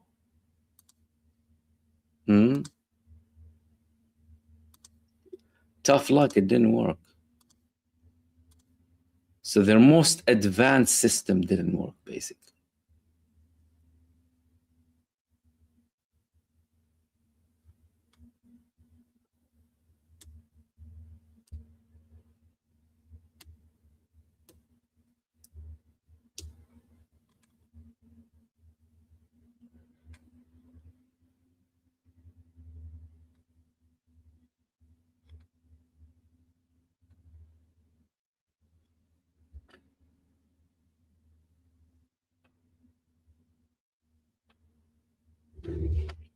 Israel is saying that 1,300 of the emergency and rescue and security, 1,300 of the rescue services are working in Arad in a recent statement. 1,300, imagine the number. This is a huge number from one missile. Imagine that.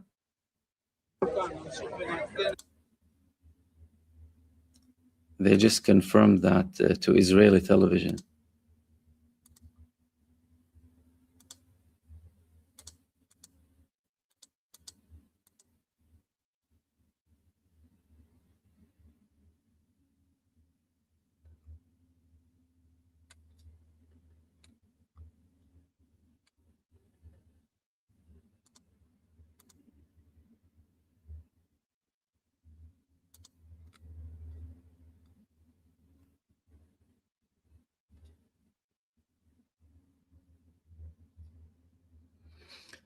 Okay, guys, that seems like that was, these were the main things. Listen, more stuff might happen throughout the night.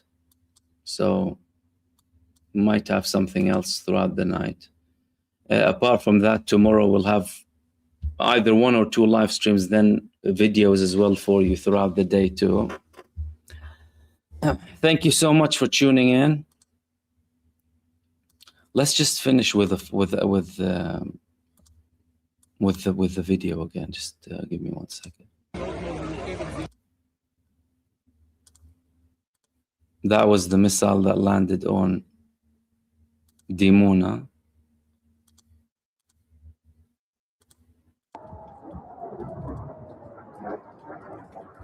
Whoa. Whoa.